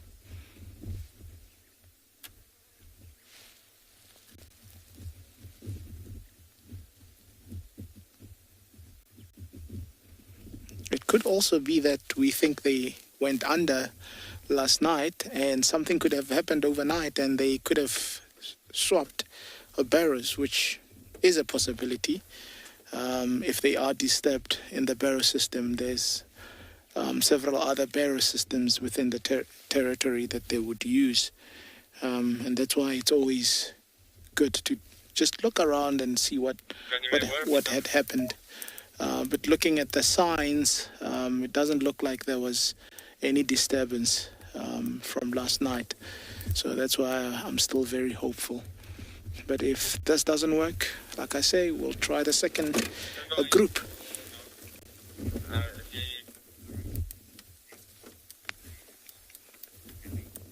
Kenny, do these barrow systems stay warm all day and all night?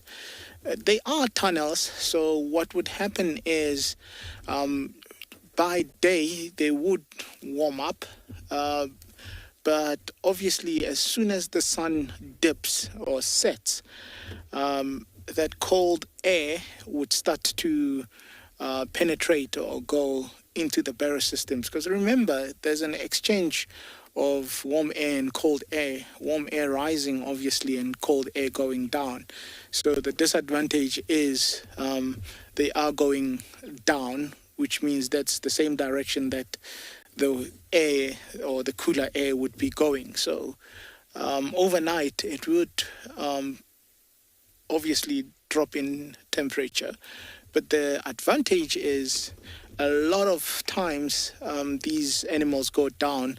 They don't actually go down as individuals. In most cases, they would actually cuddle up and keep the body heat.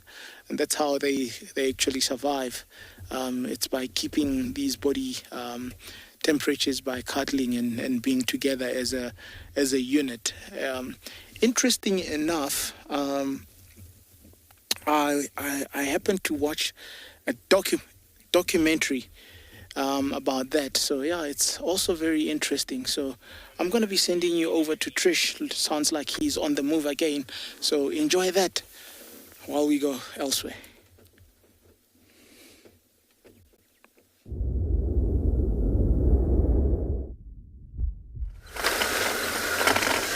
Well, that must be so cute to see that. All of them huddled up in a burrow system. Obviously we can't, not with our eyes at least. Imagine a photo of that, or some camera trap or something of them, all of them on top of each other, huddling. I there was nothing of interest at Treehouse Dam.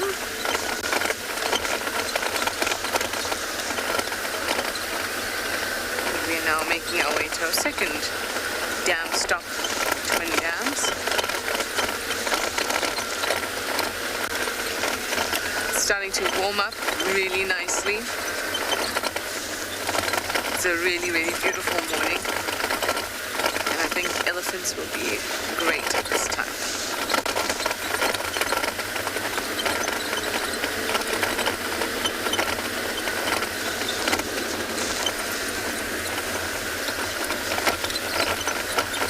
Seems like the lions are still trying to all come together, so we're going to try and keep away from that general area at the moment.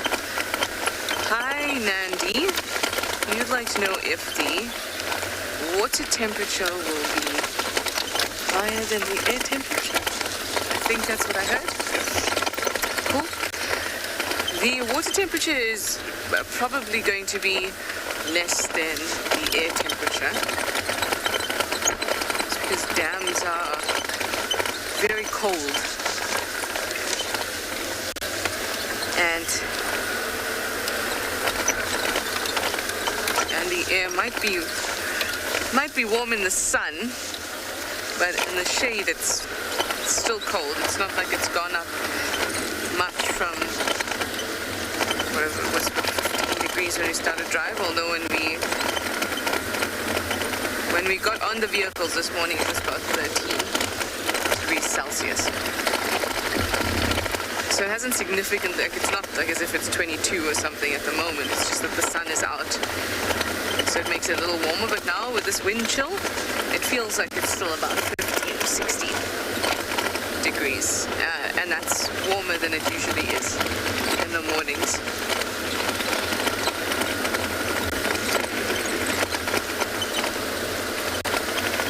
The water holds its temperature quite well, so it'll take a lot of energy to raise the temperature of water, especially a lot of water. It'll take a lot of energy. And also because it's a dam, so there's not a flow. It's not as if water of different temperatures flowing into the dam to create a significant difference. It usually stays cold.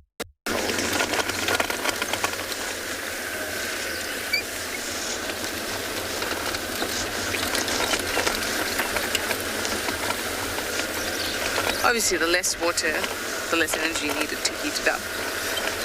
So you might find shallow puddles that are warmer.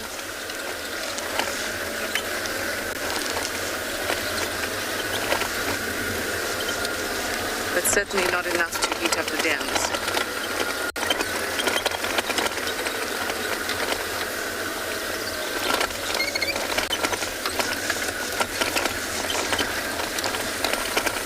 And as soon as that layer is warm enough, it evaporates, and then it doesn't have time to sit in the dam and affect the temperature of the rest of the water. Anyway, here we are. Not too much happening. Nice hornbill flying across, but otherwise fairly quiet. I'm just going to take a moment to sit and listen here before we head off again.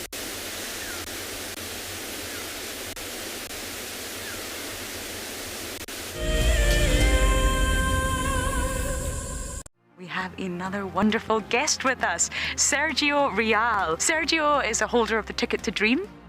I bought a Ticket to Dream because I love WildEarth. All of the guides have been awesome. We've been watching for years, and it's a favorite part of my day to get to watch the drives. I look forward to seeing lots of leopards. If you want to go on safari with a WildEarth guide, whilst honing your bush knowledge and of course featuring in one of our shows, then head over to our website. My favorite part of the drive today was definitely an elephant that paid us a visit and came right to our car. Sign up to be a WildEarth explorer and you could be making your first ever on-screen appearance. It's amazing being on a live drive in Djuma. It's just fantastic. The scenery is beautiful and the animals are even better.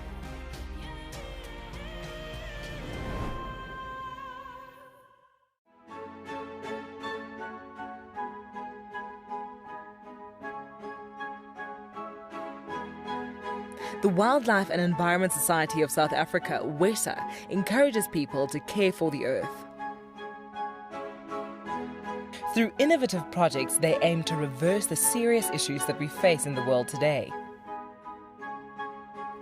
One of these projects is Green Coast, a proudly South African award for sensitive and well-managed coastal sites.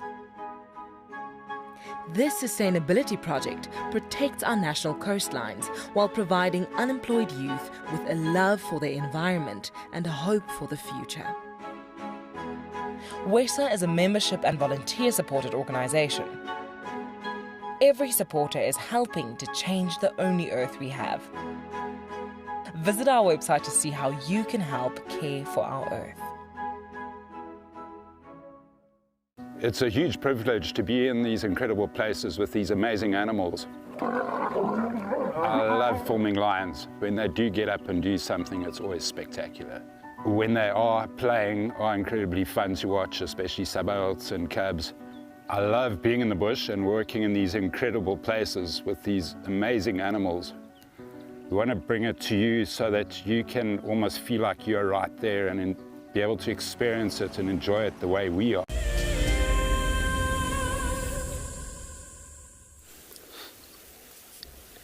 So everybody, so the duckman went lay down and a little bit of a shadow in there.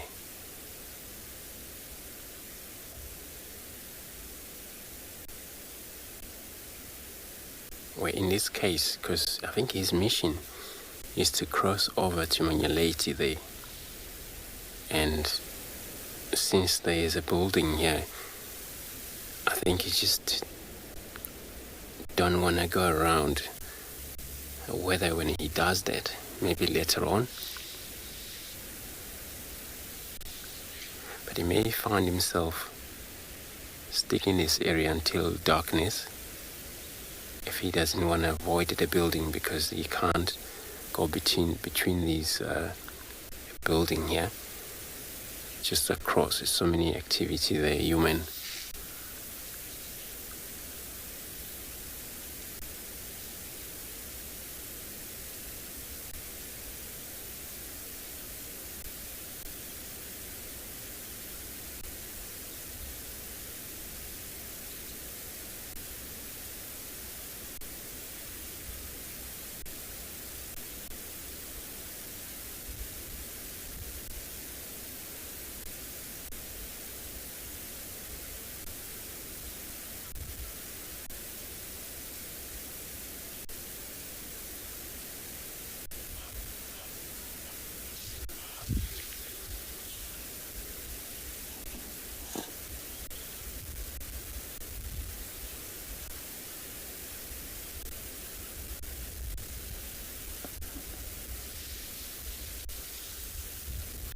And the other members stop responding to him where he hasn't really been calling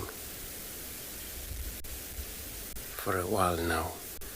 And hopefully, if he's still going to call, he probably could.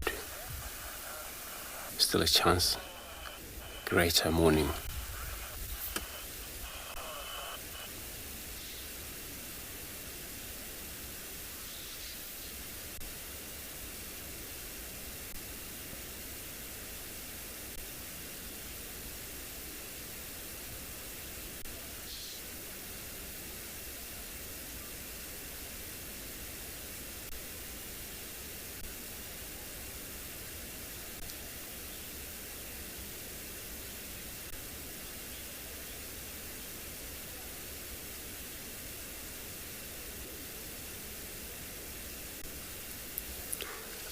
Let's do it. So you asking, do the duckman, he's aware that I'm following him?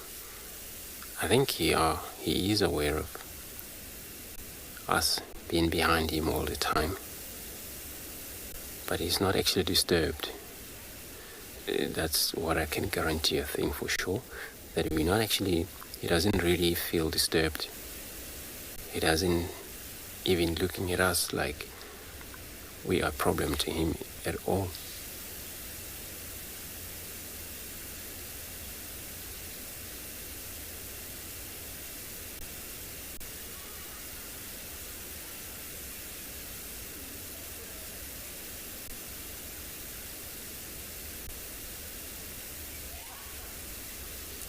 So a car as a company to cats, to most, even elephants, finally they realize that we're not a predators to them, but we're probably just a company. They don't maybe understand why we're following them.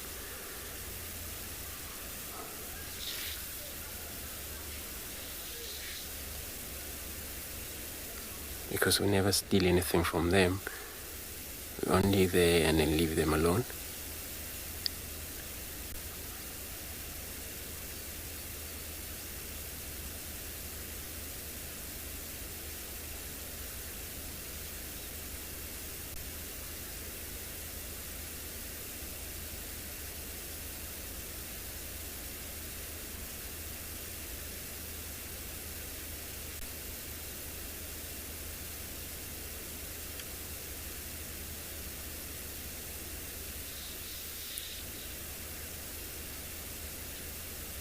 And then also what makes this male avoca so spread around is that they never come across the big challenge here in terms of other male coming in trying to fight them off. And that's one of the things that makes them being apart from one another.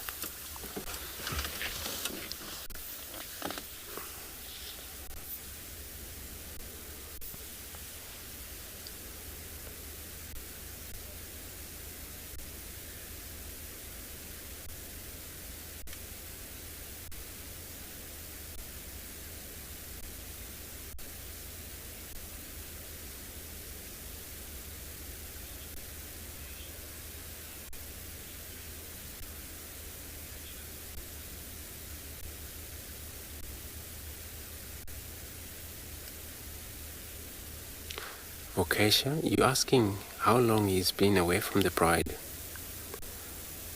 Last night they were seen. He was in a bride. So this separation occurred during the night. I think, I'm not sure what time.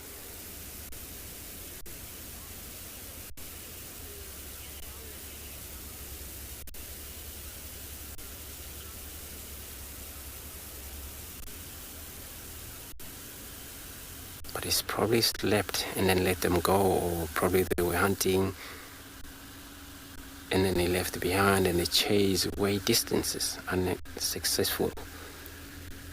And then they probably just unite among themselves without him and then they move off a different way.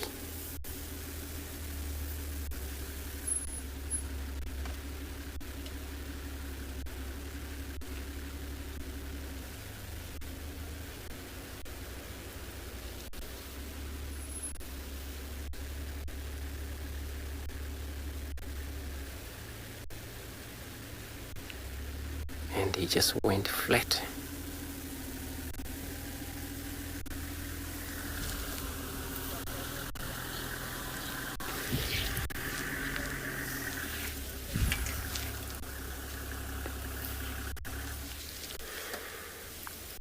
So everybody, I'm gonna try see if maybe he's gonna get up, and then I'm gonna be sending you across to Trishol.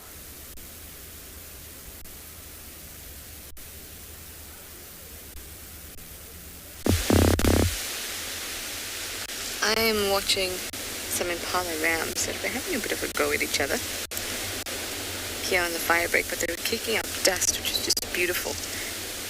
Here it comes, here it comes. No, they don't run in to fight that way, but they do run in that way to kind of show that they're ready. Looks like they're not going to do it for us. That's wonderful, guys. Sounds like there's hippos at Buffelshoek Dam, though.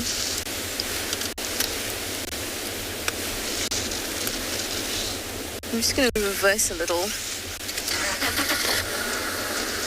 just to check if they'll maybe fight behind us.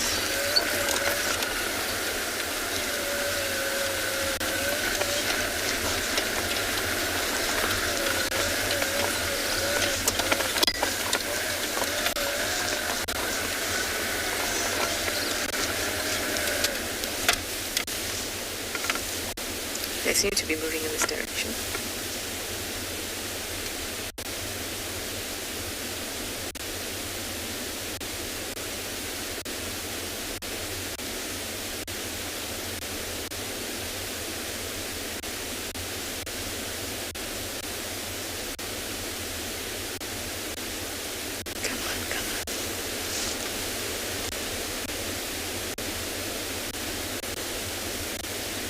Hi Alison, you'd like to know at what age the males start joining bachelor herds?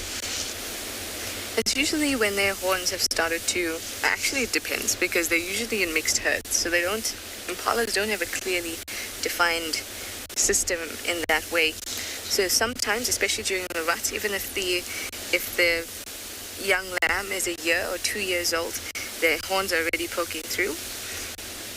They look like pencils, in the head.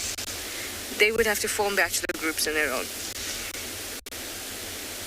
But once their horns start to get a little bit longer, so say 2 to 3, and they kind of look a little like they've rounded a little bit, then you'll find them hanging out in bachelor herds. But you won't find those small ones that still have the pencil-like horns hanging out in bachelor herds, except for during the rut when they're pushed out by older males. And then when they're about 7 or 8, they're in their peak.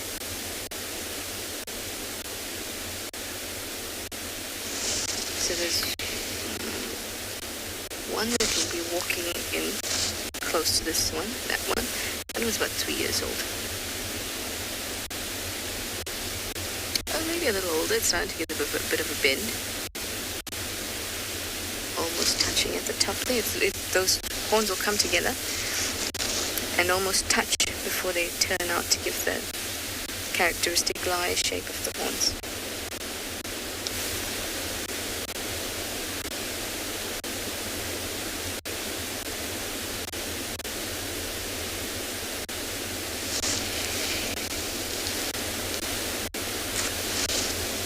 I guess they're not going to fight for us. It was very cool when we just arrived and they were really going at it and kicking up so much dust.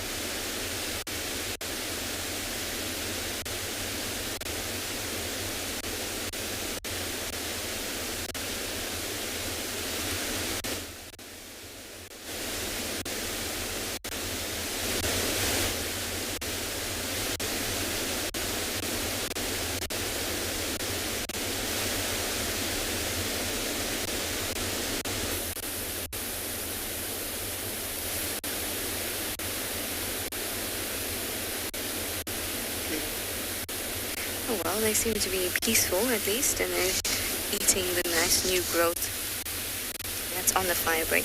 Lots of bits of green coming through.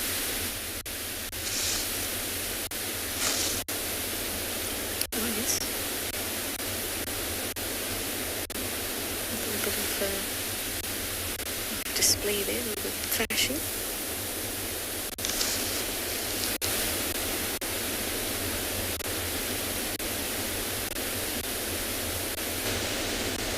Also important behavior to familiarize yourself with, and also to maintain. And sometimes they're still, like I said, even though the rut is mostly over, all of the testosterone is still coursing, and it makes them want to behave like this. They spend a lot of time when they have territories during the rut doing this thrashing bushes.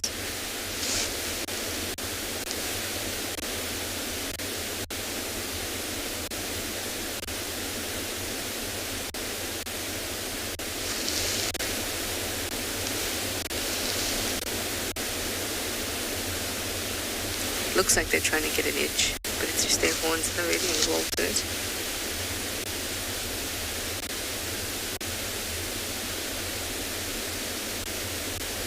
Sort of like, look what I can do to this bush. You don't want to start me up.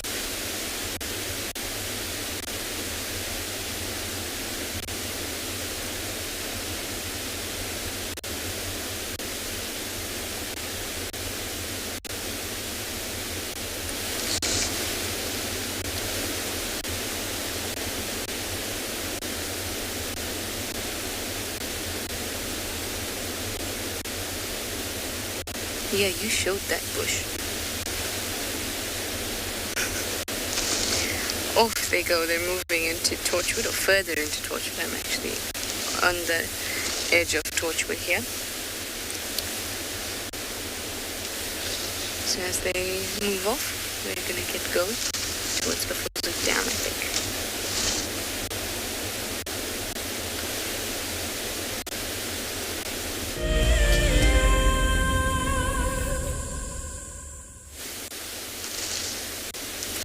Off they go. So let's move along.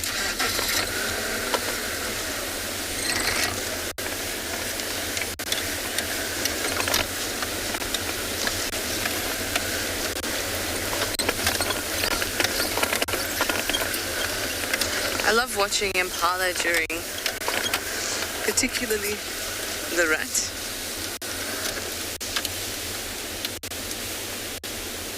Morgan just needs to adjust something quickly. There we go. Particularly during the rats and afterwards, at this time too.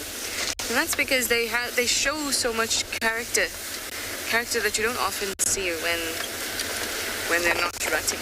They just look like this numerous antelope that doesn't do much else except to congregate in mostly open areas and eat. But during the rat thing, you really see so much personality.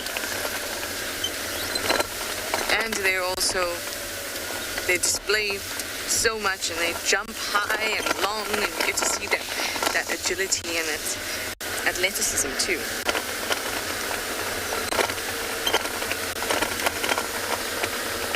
As well as their repertoire of sounds, which you don't really expect. I remember the first time I heard an Impala do its rati call. I thought, oh my goodness, what is that? Some kind of roaring animal, but maybe they're a little bit sick. That's what I thought. No, it's an Impala. It's very impressive. So is their movement. And you get to see all of that, their speed. You get to see all of that during the rat, and I really, really enjoy it. And when you see males going at each other, and the sound of the horns clashing, all of that, it's just a beautiful time to watch Impalas. Even now.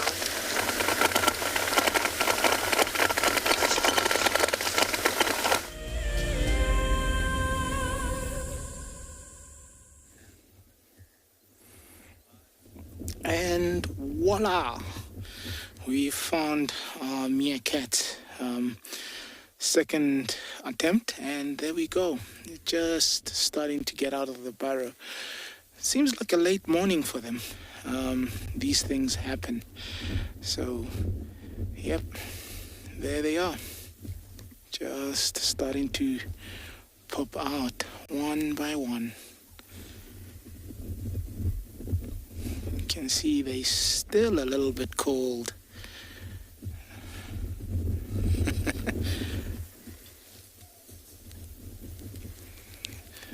Somebody just heard something. We're all looking in one direction. Look at that. All it took was one alarm call from the alpha male, and all of them are suddenly on their feet and looking one direction.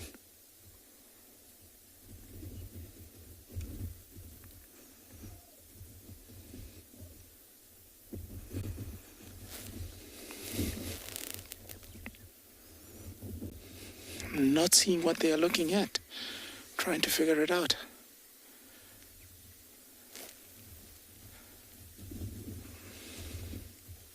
Very sharp senses. Could have even been something they heard, not even seen.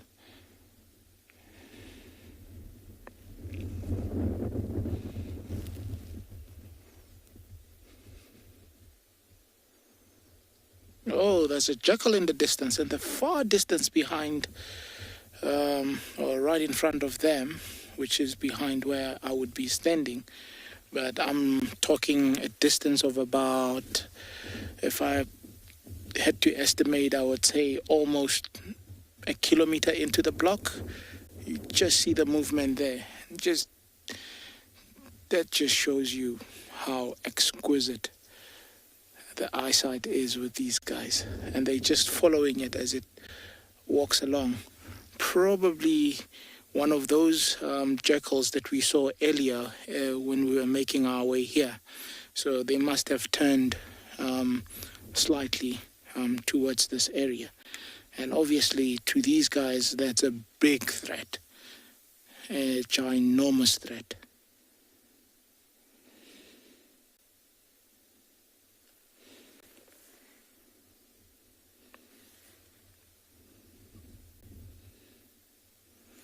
Just want to make sure that it moves away.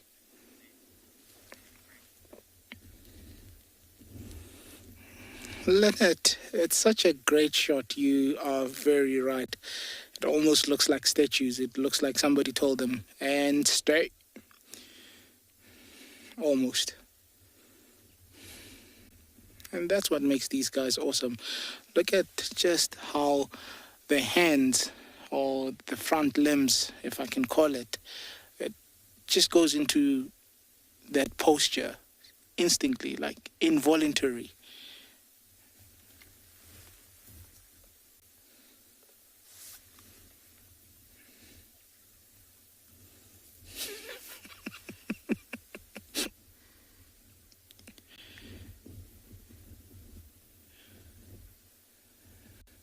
It's almost like a dance move.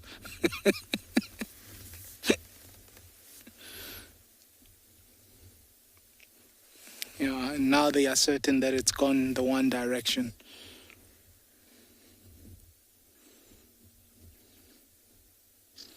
Safety is number one. Rather be safe first. And see also how they've gathered. From that posture where everybody was just scattered, and now they've... Arena, what would make them move barrow systems? Now, I mean, think about it. If you had multiple houses, and overnight you thought... for some odd reason, you thought maybe somebody was in your house, or you heard a funny noise, or you smelt something that wasn't so right with you, that would make you go to a place where you think it's safe. So with them, what often happens is if there's predators in proximity, things like your honey badgers, things like your jackals, snakes, that could make them move, because being inside the barrow is not safe enough, because for example, if it's a snake, it can follow them through into the barrow system.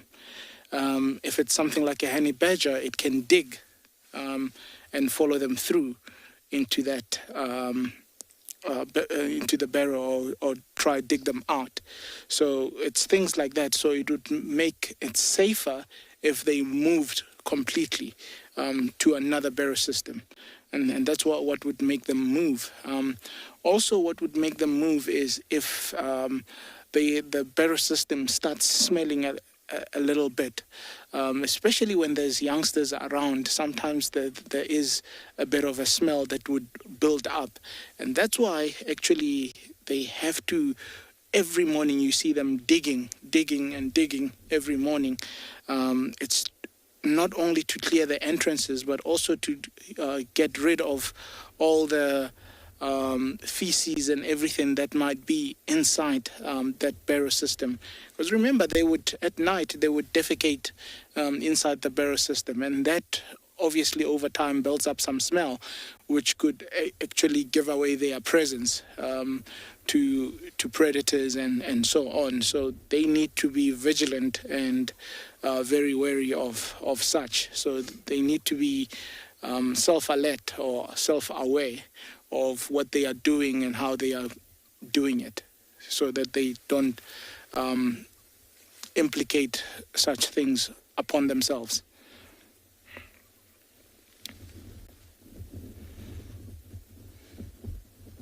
almost like sitting on a chair. I mean, look at that posture.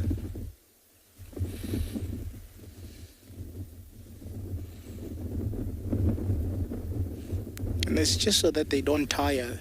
It's easier to sit like that and watch than stand on their feet. But also when they do stand, that's where the tail also comes handy, because they can almost lean on the tail, so almost being like a tripod. But that would obviously be first prize, to be able to sit like that.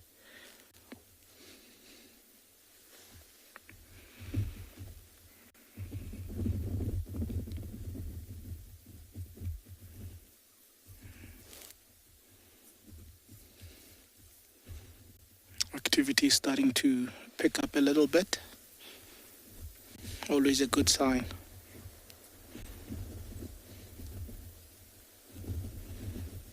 And that's the digging I was talking about.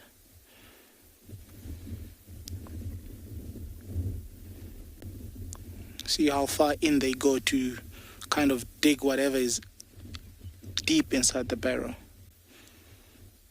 There's more digging. And collectively they'll all do that.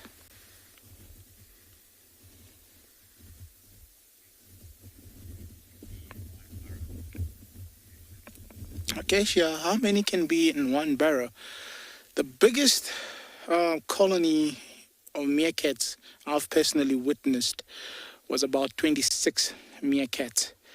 That is me personally. On record, I'm not sure how many could be in one colony, but I would say because they're such a sociable animal, probably I would even take it to about 30, maybe even more. I mean, the fact that they are sociable animals means that they can be able to live in big numbers. If they were solitary animals, it would make it a little bit impossible for the species to actually be able to do that and adapt to that. And these are meant to be a group animals. So I think the numbers can just exceed. But also remember, what governs the numbers is a few elements or few factors. So one of them being availability of food. That's the first. The number of predators that you get in that area, and also the alpha male, alpha female combination is what would also limit the sizes, in the sense of how often do they breed, and when they do breed, will that area be able to sustain them? So, for example, you would see a group almost being diminished, or almost all the members being taken out, and if there's a good season that comes by, good rains, good food, then they can actually breed quickly and rapidly, in the sense that you find one litter finding another litter while the other litter is still young. Then the alpha male, alpha female breed, and they actually have 2 or 3 litters in succession. So all those things come to play. So yeah, I hope that answers your question. But yeah, for the meantime, we're gonna still stick with these meerkats, and we'll be sending you over to another very beautiful location in Africa.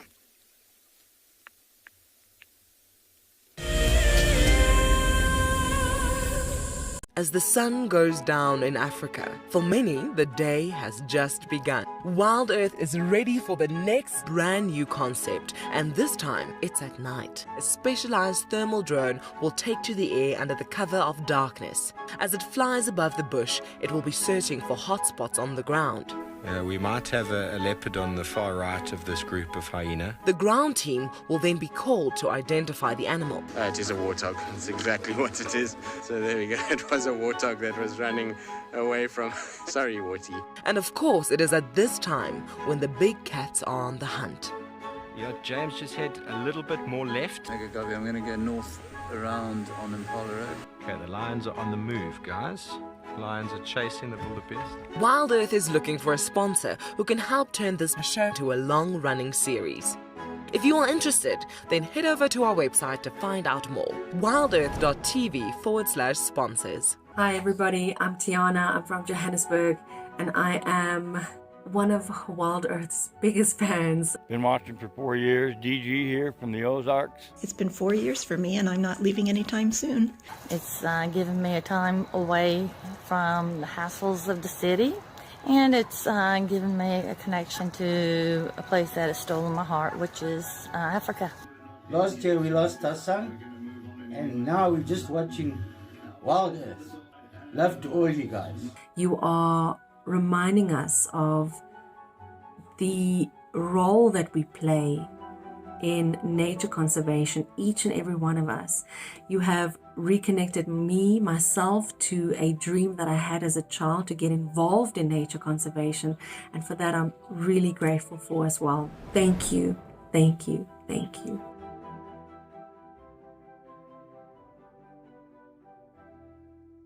My name is Steve, and one of my favorite things at WildEarth is getting questions from you. The type of questions that I really like are those ones that really help us to unpack and understand and really integrate the ecological knowledge and fully appreciate the importance that animals such as these Cape buffalo bring to the ecosystem. If you want to ask a question on WildEarth, you're going to have to register on the website. But once registered, just head on over to the live safari page and enter your question under the live feed.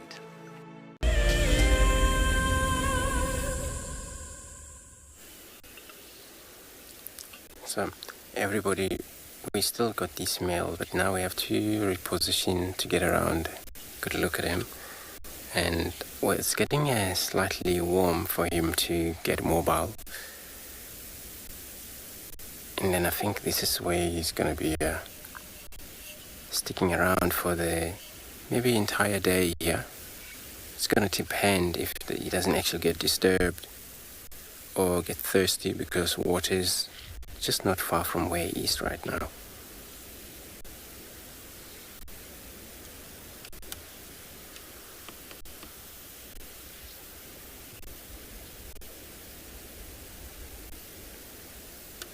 But he's not interested or no more of communicating, so he is now fully aware of where the pride have gone. So he was actually getting close to them.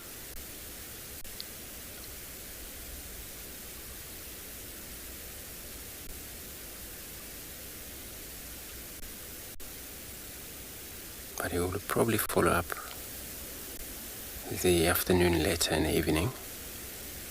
This is when he will probably do more of a roaring as well.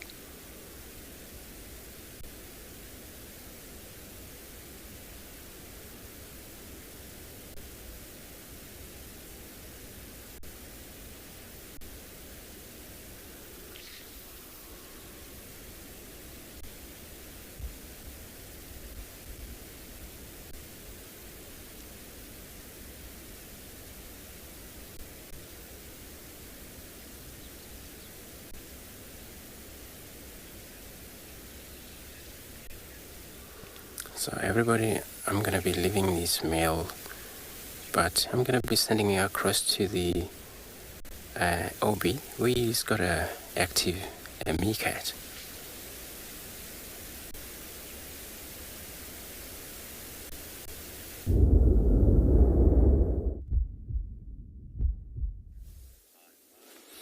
Welcome back to Tswalu. Still with the meerkats here. Activity brewing. Look at that. Some of them still a little bit sleepy though. So it's interesting to see how the different individuals have different takes and each playing a different role, actually. And being able to understand what those roles are for each of them. Amazing.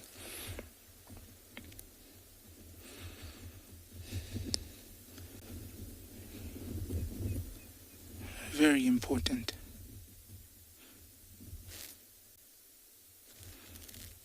Big belly. Might be pregnant, or we think that female is pregnant. So back to what I was talking about earlier, about how they would breed, what would make them breed. So there you have it. So in a couple of weeks we might have pups. It would be interesting to see. So adding to the 14 that we have around here.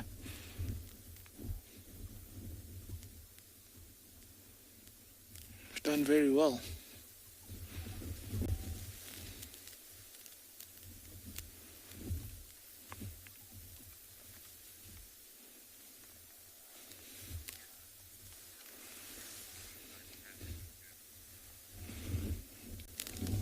How many barrows do they have in their territory, Ngala? So the ones, I will speak of the ones I know of.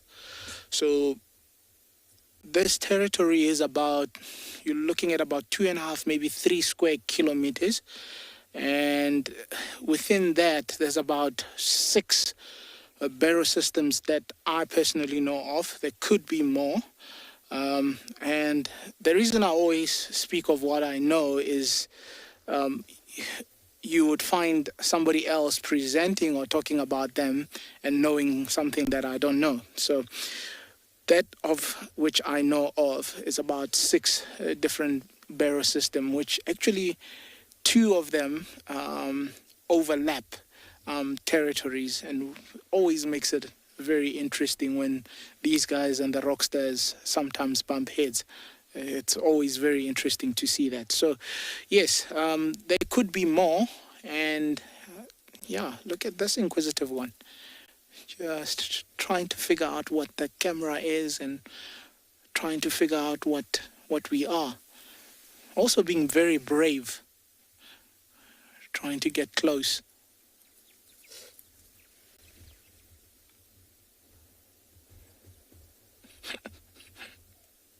Beautiful. There's a bit of sparring in the background there.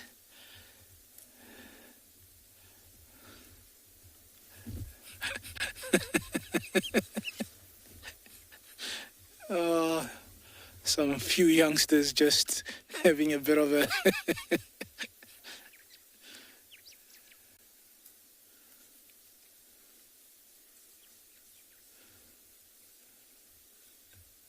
very, very active. Look how quickly they are. I mean, they can be very frantic.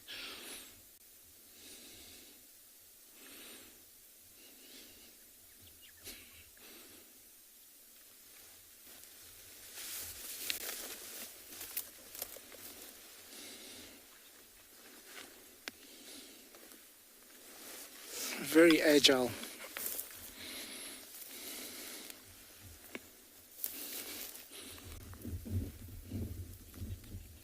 Now just behind that bank.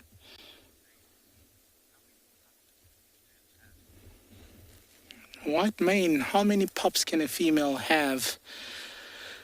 Sure, they can give birth to quite a big litter, usually 6 and more. That's what I've seen in the time that I've spent with these guys. That's usually the norm or the average. But obviously they can give birth to more than that. Because remember, when a female does give birth, they give birth to young that is very underdeveloped. So hence they can give birth to so many. Looking very pink and almost the size of a rodent or a rat, and born blind. with no fur. So they'll be under the ground for at least a good week before they start being shown or start being taken out of the barrow. And from there, they will develop sight and start actually being introduced to the ways of a meerkat life. And all the other adults would then start playing a role in taking care of those young. So, very interesting question there. But it will also differ from a group to group.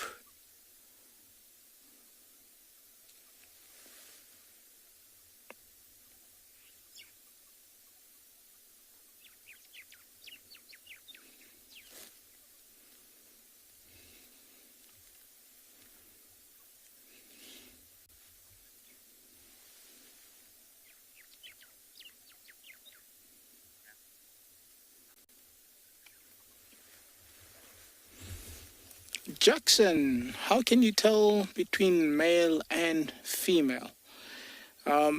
Apart from looking at the plumbing system, the one that we have in front of us, definitely a female. You can see the mammary glands that gives it away. And with the males, they are slightly bigger than females. So that's what often would give it away. Size in the distance is the first thing, but also looking when they're standing, the way they're standing, you can clearly see the mammary glands with the females. And with the males, you can actually see the scrotum. So that is a good giveaway apart from size.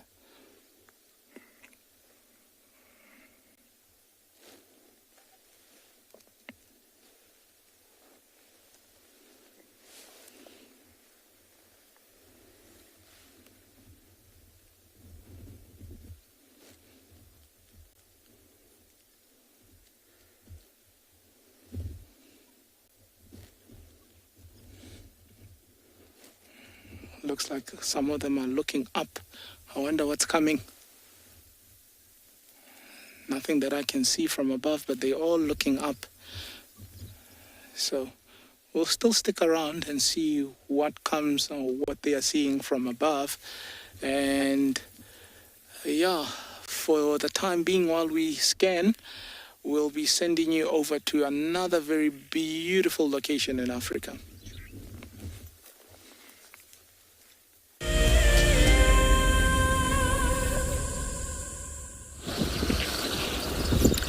So we also on a bumble, just hoping to find anything we can. Elephants maybe. I haven't actually seen an elephant. Yesterday I didn't see them. So it will be great to spend time with them if we ever find them.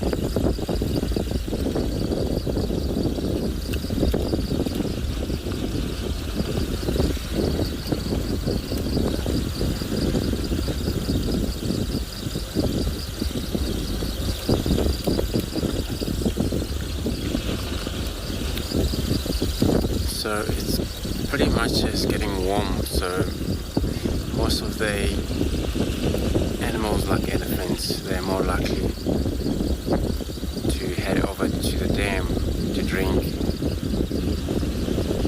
carry on exercising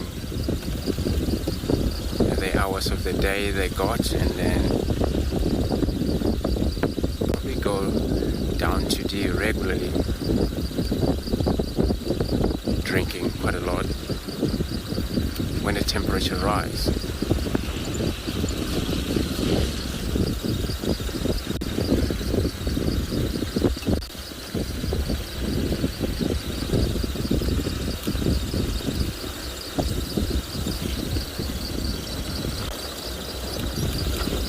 So I'm going to take one of the road that I know maybe elephants love the trees along that road. See if we find them.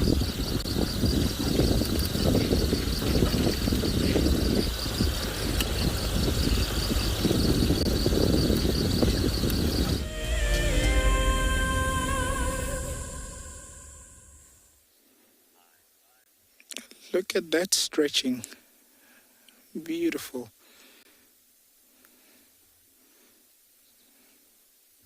Sometimes you do find them doing that just to try and get a bit of the heat on the sand. But also in the summer, they would actually dig a little bit and try to get to the cooler sand underneath. And that's why they would stretch and lie on like put the belly like that.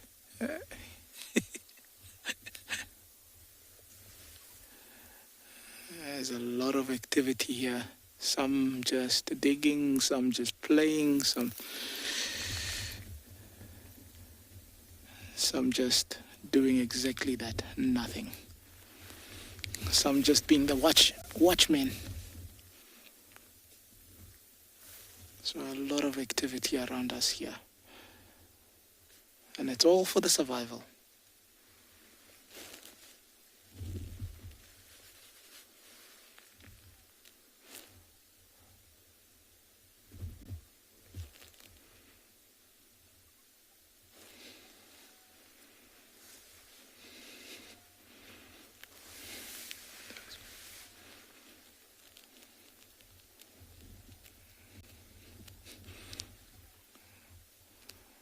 A lot of play fighting there.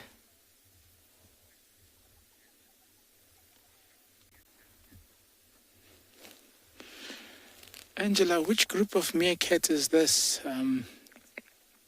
This are the rock stars. The horses often come together with these guys. So these are the rock stars. Look at that. As sandgrass is flying past, and immediately it picked up from a mile.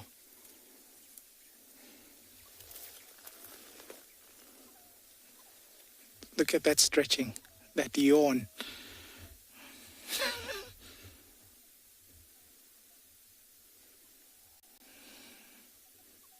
Very inquisitive. Look at that.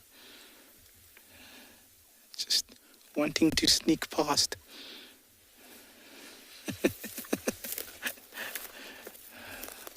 I think that might be cue for them to actually start go foraging. That's why I just wanted to sneak past us. Looks like the others are gonna follow. Let's see what happens. It only takes one brave one to make a move, and then all of a sudden you get them almost doing the same thing.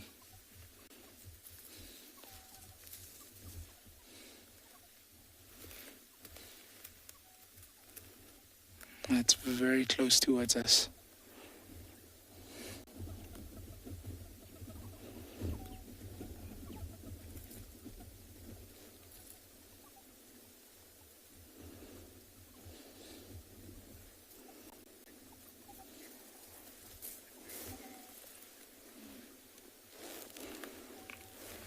Danny, how do you differentiate between the different colonies?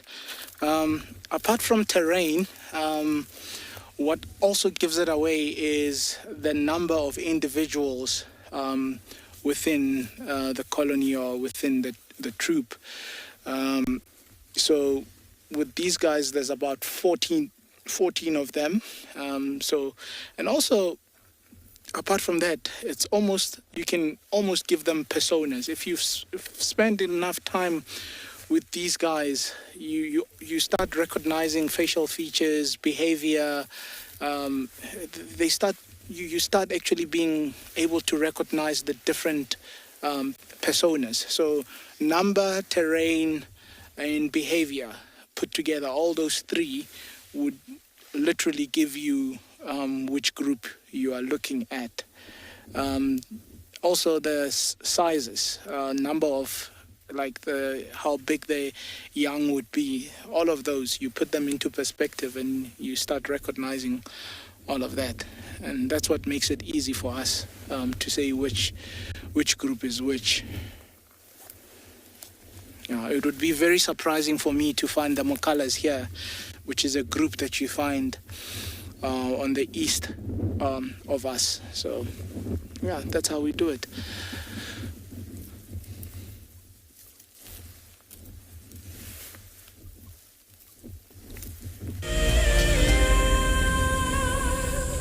The annual Safari Guide of the Year competition aims to create awareness for those men and women who dedicate their lives to tourism and wildlife. This year's event will be held at Marataba, a breathtaking privately managed section of the Marakele National Park in South Africa's Limpopo province. In celebration of this, WildEarth and Marataba Luxury Lodges are offering all explorers a chance to win a 3-night stay at Marataba Safari Lodge for you and a friend. In addition to a spectacular land-based safari, Marataba Luxury Lodges offer an opportunity for guests to cruise peacefully along the Matlabas River, watching the animals as they drink and wallow. The lodge offers you a chance to lie by the pool or enjoy a spa treatment, and one night could be spent sleeping out under the stars in a luxurious treehouse. Sign up to be a WildEarth explorer before the 30th of June, and it could be you heading off on a long-awaited getaway. WildEarth Explorers, it's in your nature.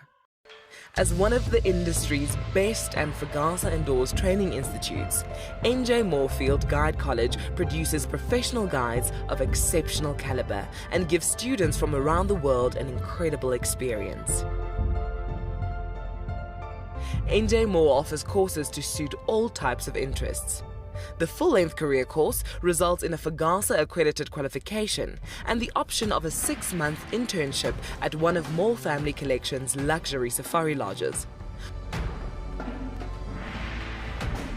Shorter courses are a great introduction for those considering a career in field guiding or even a life-enriching experience in your gap year.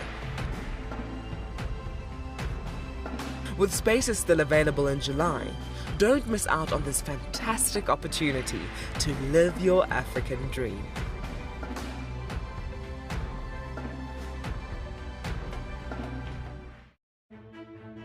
Hi everyone, my name's Daniel Fisher and I'm going to be your guide this afternoon. I'm looking really forward to taking you through and showing you all the beautiful places here at andBeyond in Ngala. If you have any questions, please register on our website.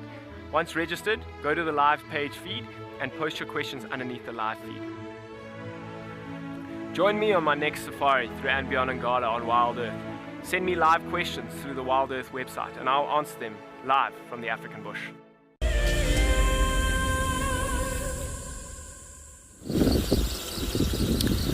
So everybody, I'm still actually driving roads. We have left the duck man lying there, where I believe he may spend time in that area the rest of the day today. Then we're going to be maybe checking on him later on this afternoon. Now I'm hoping to find elephants. I haven't actually seen elephants yesterday,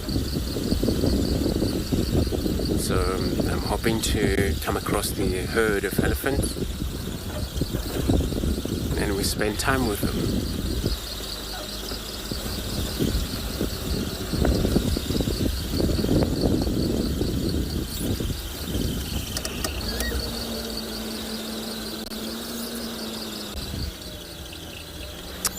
So I don't know, Theo, look at these spider web there, and there's a spider web. Just gonna talk a little bit of a spider web that is there in trees. It's gonna be a little difficult because there it is. So there's a little chimney, little hole. But because there are many spiders use that nest at the same time, communal spider.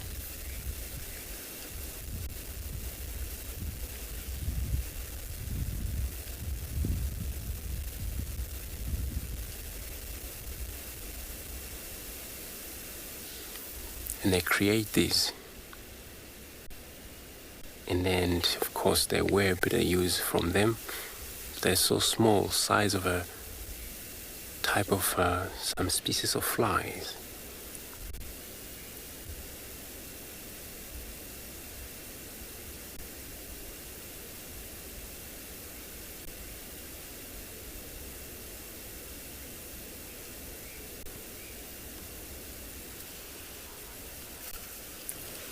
But they're doing the best on their own world, getting rid of all the flies.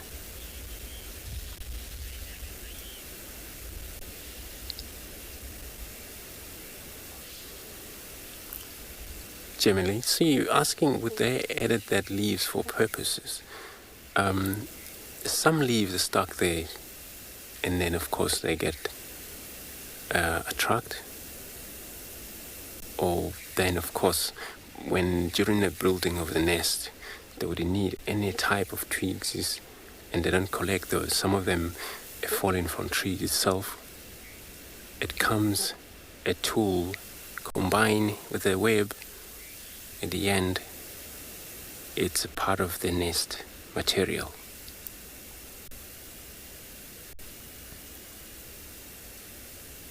So, of course, they need such leaves to combine with their own sleeky,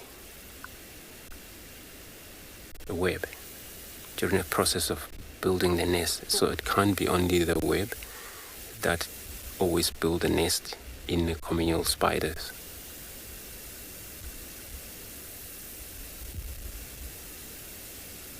They may maybe not go look for these leaves, but every year, this time of year, they drop the leaves shed down to the ground. Some of those were stuck into those webs, and they would be actually combined in a nest.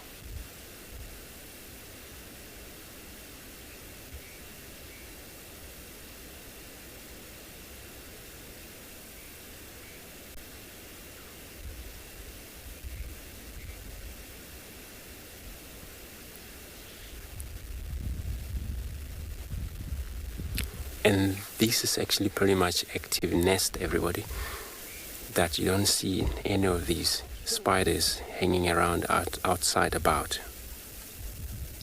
They do come out. A lot of them, they prefer to come out at night.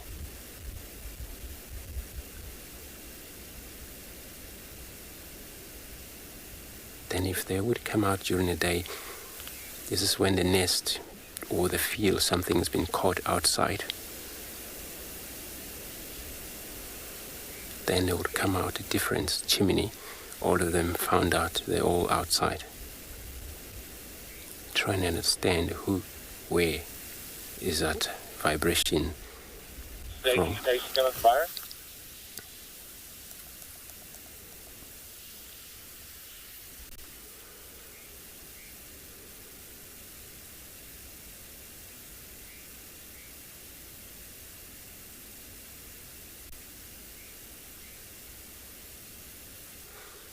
Then they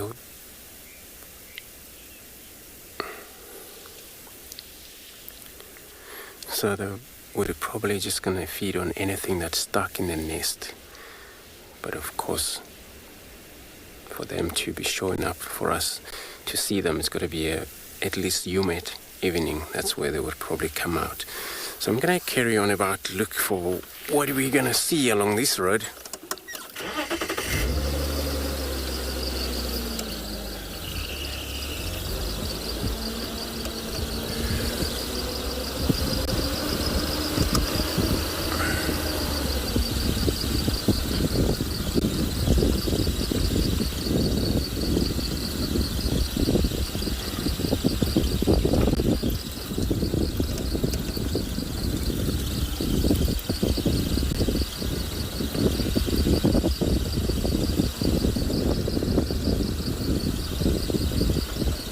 So wherever the elephants might be right now, probably still spending time feeding,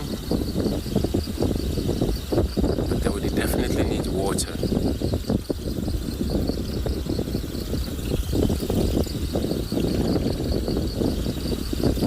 it actually get quicker, warmer quickly. So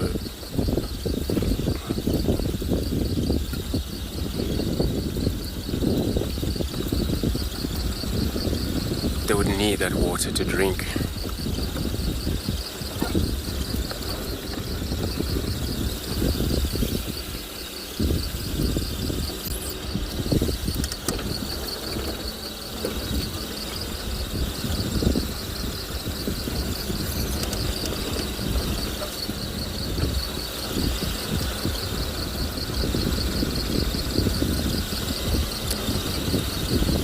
So everybody is still saying that you loved so much spending time with the dark man, and yeah, he was so beautiful, and especially when he was just walking along that road, spraying over these brushes.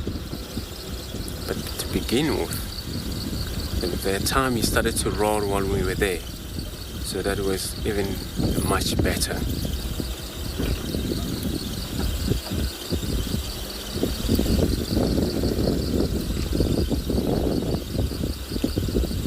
You know, I always believe that we may actually get to see him again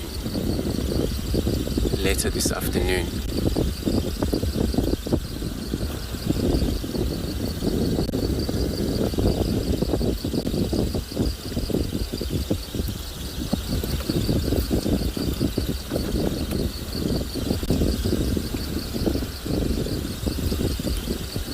And I doubt he's going to move too far away. With that hot that is already taking place, it's going to be much warmer than the rest of those days we had today.